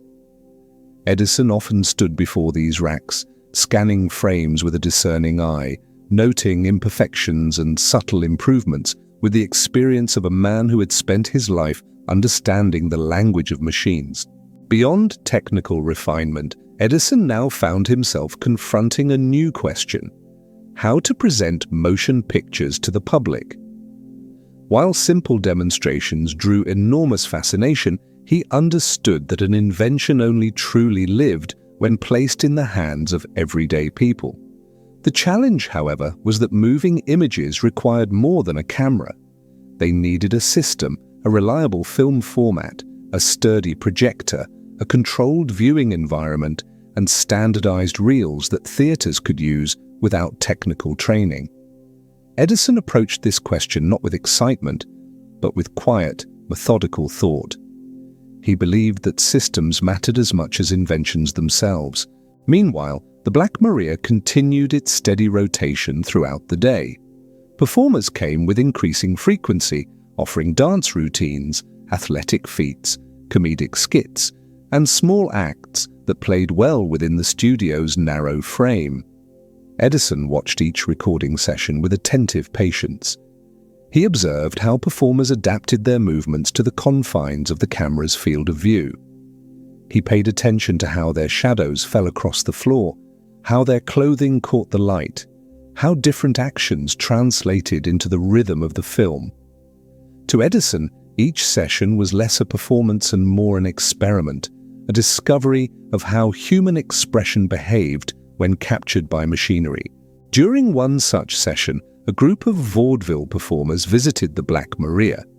Their act was energetic, full of exaggerated gestures and playful interactions. Edison stood in the corner, arms gently folded, watching as they jumped, spun, and laughed beneath the harsh sunlight streaming through the roof panels. When the film was developed and played back that evening, the room filled with flickering silhouettes, their movements lively and bold. Edison leaned forward, studying the frames carefully. The camera had captured not just motion, but personality. That realization settled within him like a quiet spark. Motion pictures could capture not only what people did, but who they were. As he reflected on this, Edison's thoughts drifted toward the broader implications of the technology. He imagined schools using motion pictures to teach children about distant places. He imagined scientists recording experiments that others could later analyze. He imagined historical events preserved not through written description, but through living images. He thought of families watching moments from their own lives replayed with startling clarity. The possibilities unfolded slowly in his mind, each one carrying a gentle significance. Edison had always been more interested in practical invention than artistry, yet even he sensed that motion pictures would become a bridge between technology and human emotion. While this new frontier grew, other parts of the laboratory continued their steady cadence. Battery experiments advanced through countless chemical variations, each one tested with meticulous detail. Some mixtures yielded promising results, while others failed within hours. Yet Edison never wavered. He moved between departments with the same calm presence, offering suggestions and asking quiet questions. His workers admired his composure. Even when experiments failed repeatedly, Edison treated failure as information, a necessary step on the path forward. His attitude created a culture of resilience within the laboratory, one that sustained the team through long hours and difficult challenges. The phonograph also continued to evolve. Improved materials allowed for clearer sound, and Edison spent evenings examining the shape of grooves under magnification. He did not hear the recordings as others did, but he read them visually, interpreting the vibrations etched into the wax. This unusual approach gave him insight into sound reproduction that others overlooked. The idea of combining sound and motion, synchronizing two forms of captured vibration, lingered in the back of his mind, but he knew the technology was not yet ready. Still, the possibility remained quietly alive, waiting for its moment. Outside the laboratory, word of Edison's motion picture work began to spread faster. Some entrepreneurs sought to replicate the technology independently. Others attempted to build similar devices, hoping to claim a share of the growing excitement. Edison learned of these developments through letters and newspaper articles, but he remained unfazed. He had lived through similar periods with the telegraph, the light bulb, and the phonograph. Competition, to him, was simply another part of progress. As long as his laboratory continued to improve its own devices, he saw no need for concern or conflict. During this period, Edison spent many nights walking the empty halls of the laboratory after everyone else had gone home. The silence felt familiar, almost comforting. Lamps glowed softly along the corridors, casting warm reflections across metal tools and glass jars. Film strips hung in rows, shimmering slightly as the air shifted. Edison paused often, allowing his thoughts to settle. He believed that the best ideas did not arrive in moments of loud inspiration, but in quiet hours when the mind could wander freely. These walks grounded him, reminding him of the long journey that had brought him from a curious boy reading by lamplight to a man guiding one of the most advanced laboratories in the world. On one especially still night, Edison entered the projection room with a fresh reel of film. He threaded the strip into the machine, turned the crank slowly, and watched as images flickered onto the screen. It was a simple scene, a young man juggling 3 balls in a steady rhythm. The movement was smooth, almost mesmerizing. Edison watched quietly, absorbing the fluidity of the performance. When the film ended, he let the room fall into darkness once more, thinking about how these small recordings would one day become windows into the human experience. He felt a deep sense of calm, not excitement, not pride, but clarity. Motion pictures were becoming more than an experiment. They were becoming a way to preserve life, not in fragments of memory, but in living, breathing moments. And in the soft, steady glow of his laboratory, Edison resolved to continue the work with the same discipline and patience that had guided him throughout his life. The next steps were waiting. The turn of the century brought a quiet but unmistakable shift to Thomas Edison's world. The West Orange Laboratory, once a refuge for pure experimentation, now felt like the central nervous system of a growing industry. Each morning, workers arrived with calm determination, carrying notebooks and tools as sunlight filtered through the tall windows. The halls hummed softly with the sound of gears turning, film drying, and instruments being calibrated. Edison walked among them with the same slow, thoughtful pace he had carried since the days of Menlo Park, observing everything with steady eyes. Even as the public's attention lingered on the battle over electrical systems sweeping across the country, Edison kept his focus on quieter pursuits. He watched the alternating current debate unfold in newspapers, the arguments and claims tossed back and forth like sparks in a storm.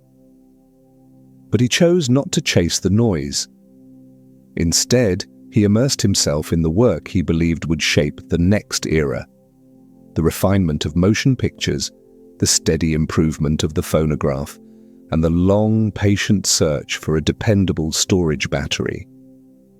He knew the world changed quickly, but invention, he believed, always rewarded stillness. In the photographic department, Edison spent long hours studying individual frames from early films. He held strips of celluloid up to the light, examining tiny gestures frozen in place. On these fragments, he could see the progress his team had made. Smoother outlines, clearer shadows, more natural transitions from frame to frame. The Black Maria supplied new recordings almost daily, each one revealing how performers adapted to the camera's eye. Edison watched them quietly, noting how sunlight fell across the stage, how shadows moved, how small details shaped the feeling of motion. To him, these discoveries were not dramatic breakthroughs, but soft steps forward. At the same time, Edison continued refining the machines that allowed these images to be viewed. Private viewing devices were growing in popularity, but he sensed the need for stronger projectors capable of displaying films to entire rooms. He examined each prototype with calm discipline, adjusting gears, testing light sources, and studying how film moved under sustained heat. His improvements were precise and incremental, but essential. He believed that reliability mattered more than spectacle. A machine, he often said, should work every time.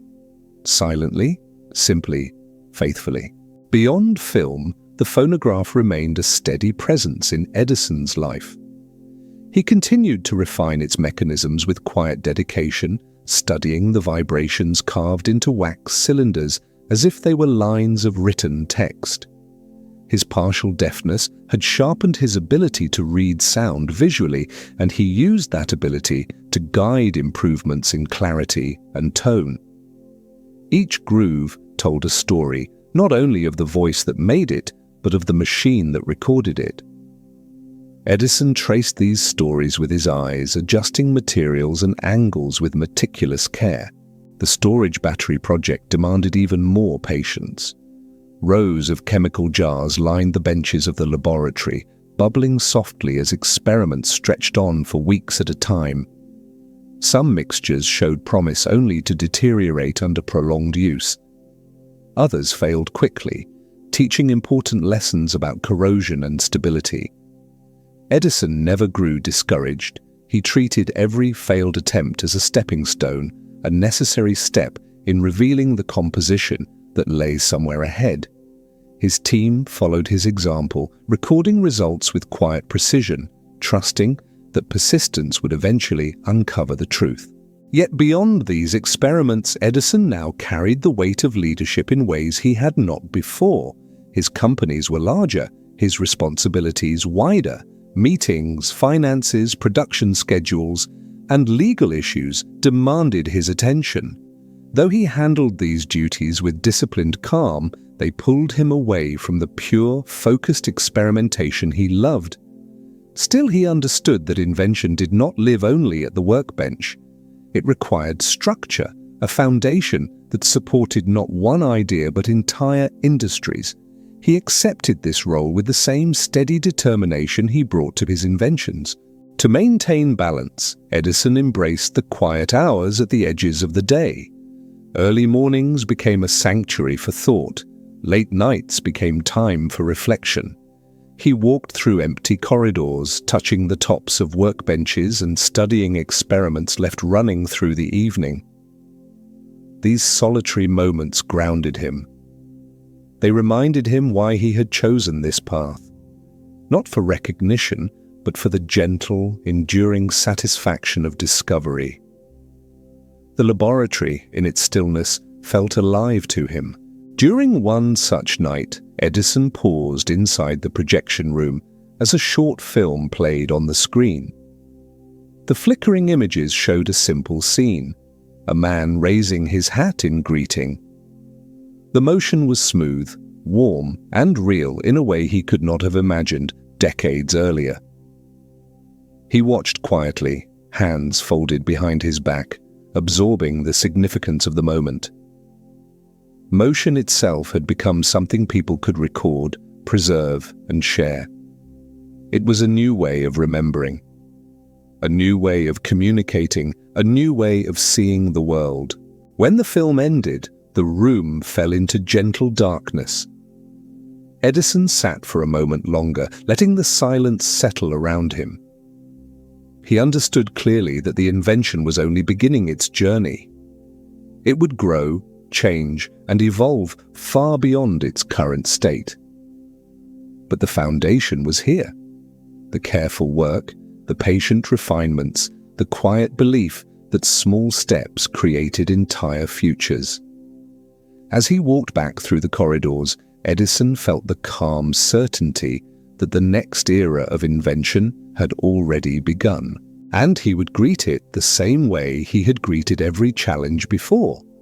Slowly, peacefully, and with unwavering persistence.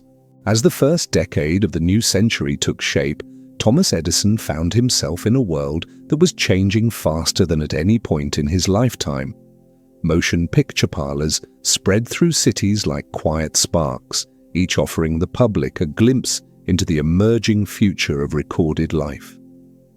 People gathered around the viewing machines, leaning close to peer through the small windows, marveling at the dancers, athletes, comedians, and workers who moved within the tiny, illuminated frames.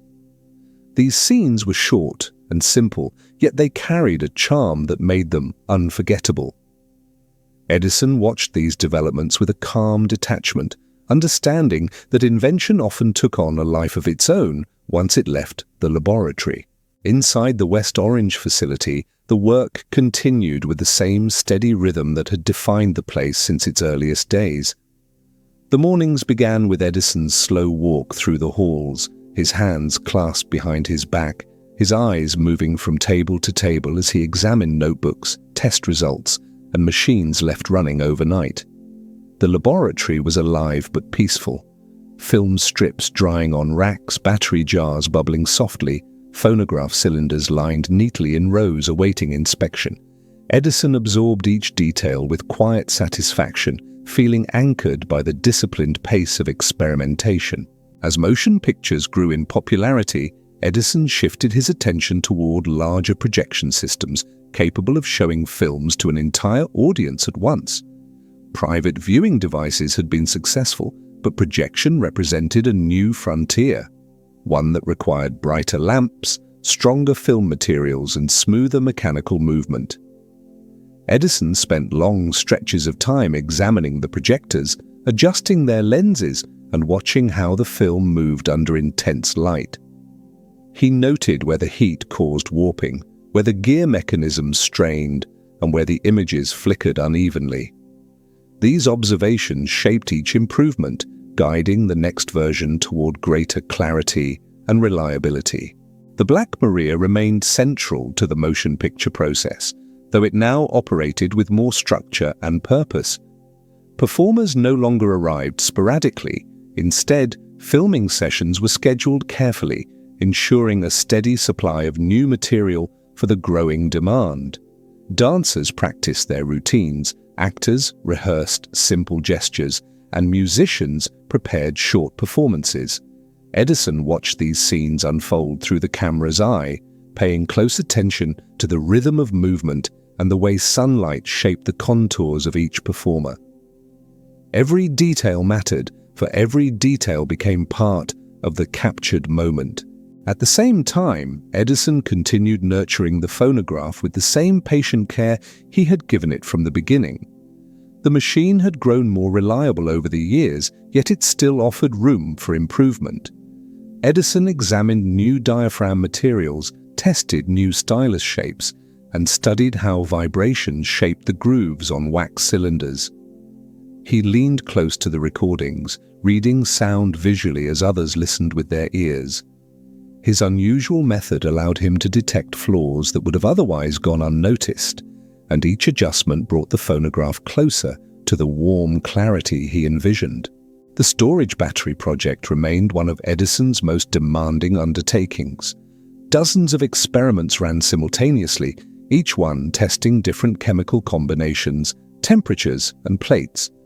The laboratory's chemical rooms were filled with the faint smell of electrolytes, the soft clinking of glass jars, and the steady scratching of pencils as assistants recorded data. Edison reviewed the results daily, analyzing the small patterns that emerged over time.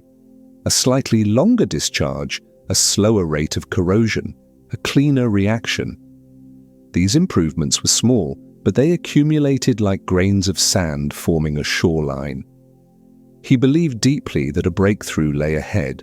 Outside the laboratory, Edison's business responsibilities expanded. Manufacturing plants needed oversight, distributors sought guidance, and managers requested decisions about production schedules and financial planning.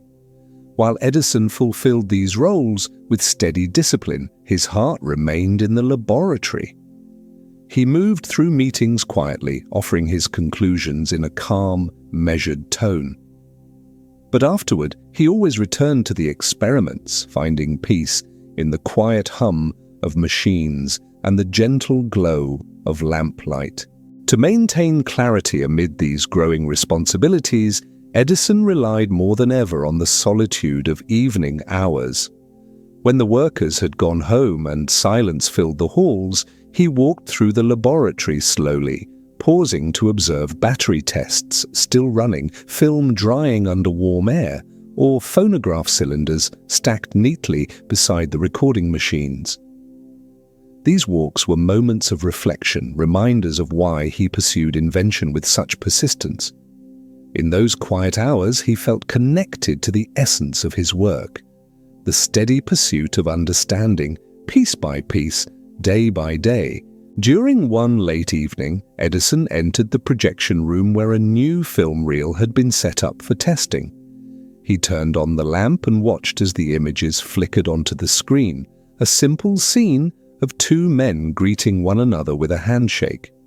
The motion was natural, warm, and unmistakably human.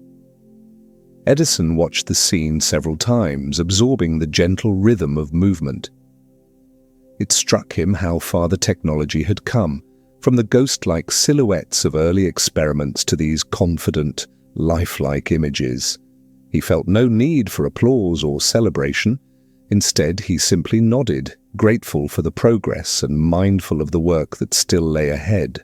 As the season changed, the laboratory grounds were touched by soft winds and the first signs of spring.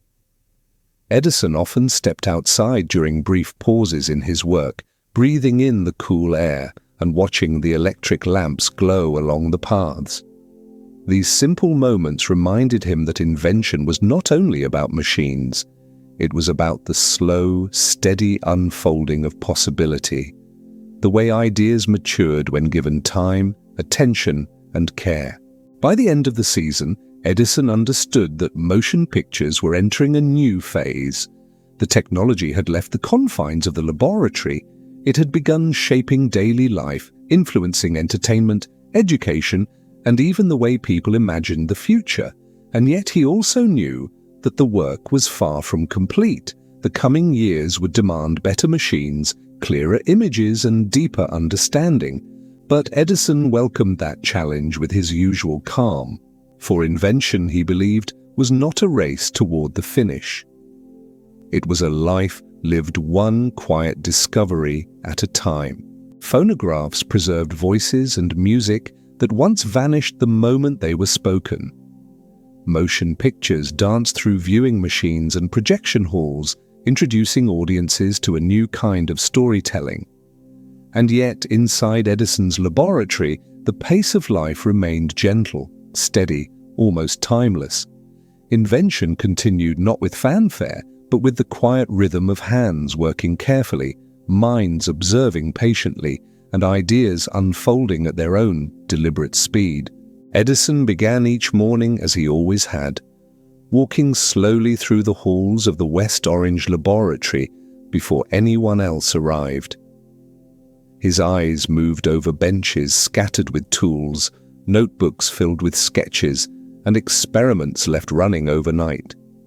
He touched the tops of machines with the familiarity of a gardener checking the soil of long-tended plants. Even now, after decades of innovation, he remained most comfortable in these early, quiet hours. They grounded him. They reminded him that progress was not built from sudden bursts, but from countless small moments strung together like beads on a thread. Motion pictures, now recognized across the country, continued to grow. Projection systems had improved, allowing entire rooms to watch films together. The flicker of images on large screens created a gentle magic that audiences felt deeply, even when the scenes were simple. Edison studied these advancements with calm interest, noting how larger crowds reacted differently from individuals peering into private machines. He sensed that motion pictures would one day speak to millions at once, shaping culture in ways no earlier invention had achieved. But he resisted rushing toward that future. He preferred to focus on the foundation: clearer frames, stronger film stock, steadier projection. The phonograph also continued its quiet evolution. Edison refined diaphragms, styluses, and recording surfaces, each adjustment bringing the device closer to the clarity he envisioned. He watched sound as grooves carved into wax cylinders, reading the vibrations like a second language. Even at this stage of his life, when many considered him a giant of innovation, he approached the phonograph with the humility of a student. Sound, in its complexity, still held mysteries he wished to understand. He pursued them gently, patiently, trusting that answers would reveal themselves over time. The storage battery project, perhaps the most challenging of all his pursuits, occupied much of his attention. Rows of chemical jars lined the benches in one of the laboratory wings, reacting slowly under the watchful eyes of his assistants. Edison examined the results with quiet persistence, noting small improvements that would appear insignificant to most but meaningful to him. He believed that portable electricity would one day change how the world moved, enabling silent vehicles, clean machinery, and new forms of industry. Though progress was slow, he never doubted the outcome. To Edison, the value of an invention was not measured by how quickly it arrived, but by the patience required to bring it to life. As he balanced multiple innovations, Edison also faced the reality of time. The world was growing faster. New inventors rose with fresh ideas. Companies expanded, merged, and competed with increasing intensity. Edison acknowledged these shifts without frustration. He understood that invention did not belong to one person or one era. It was a river that flowed forward, carrying many minds along its course. His role was not to control the river, but to add to it, to leave the water a little deeper, a little clearer than it had been before. In quiet moments, Edison sometimes paused to reflect on the path behind him. He remembered the small telegraph offices where he first learned the language of electricity. He remembered the long nights at Menlo Park, testing filaments until one glowed steadily at last. He remembered the first faint playback of the phonograph, the trembling voice that seemed to whisper from nowhere. And he remembered the early motion picture experiments, the flickering silhouettes that hinted at a future of moving light. These memories came to him gently, not as triumphs, but as stepping stones, each one part of a long journey still unfolding, As the laboratory continued its steady work, Edison embraced the calm pace of his days. He walked the grounds in late afternoons, feeling the warmth of electric lamps guiding his steps. He watched workers carry tools and film reels, heard the faint hum of dynamos, and breathed in the familiar scent of oil, metal, and wood. The laboratory remained a world of quiet dedication, a place where invention grew like a tree, slowly, patiently, with roots deep in curiosity. One evening, Edison stood alone in the projection room as a new film played on the screen. The scene was simple, a woman turning slowly in a circle, her dress flowing like soft waves of light. Edison watched the sequence unfold, the frames moving seamlessly from one moment to the next. When the film ended, he remained standing in the stillness, allowing himself a rare moment of reflection. He sensed that the inventions he had nurtured would long outlive him, guiding future generations into worlds he could only imagine. In that quiet moment, Edison felt no need for applause, no desire for recognition.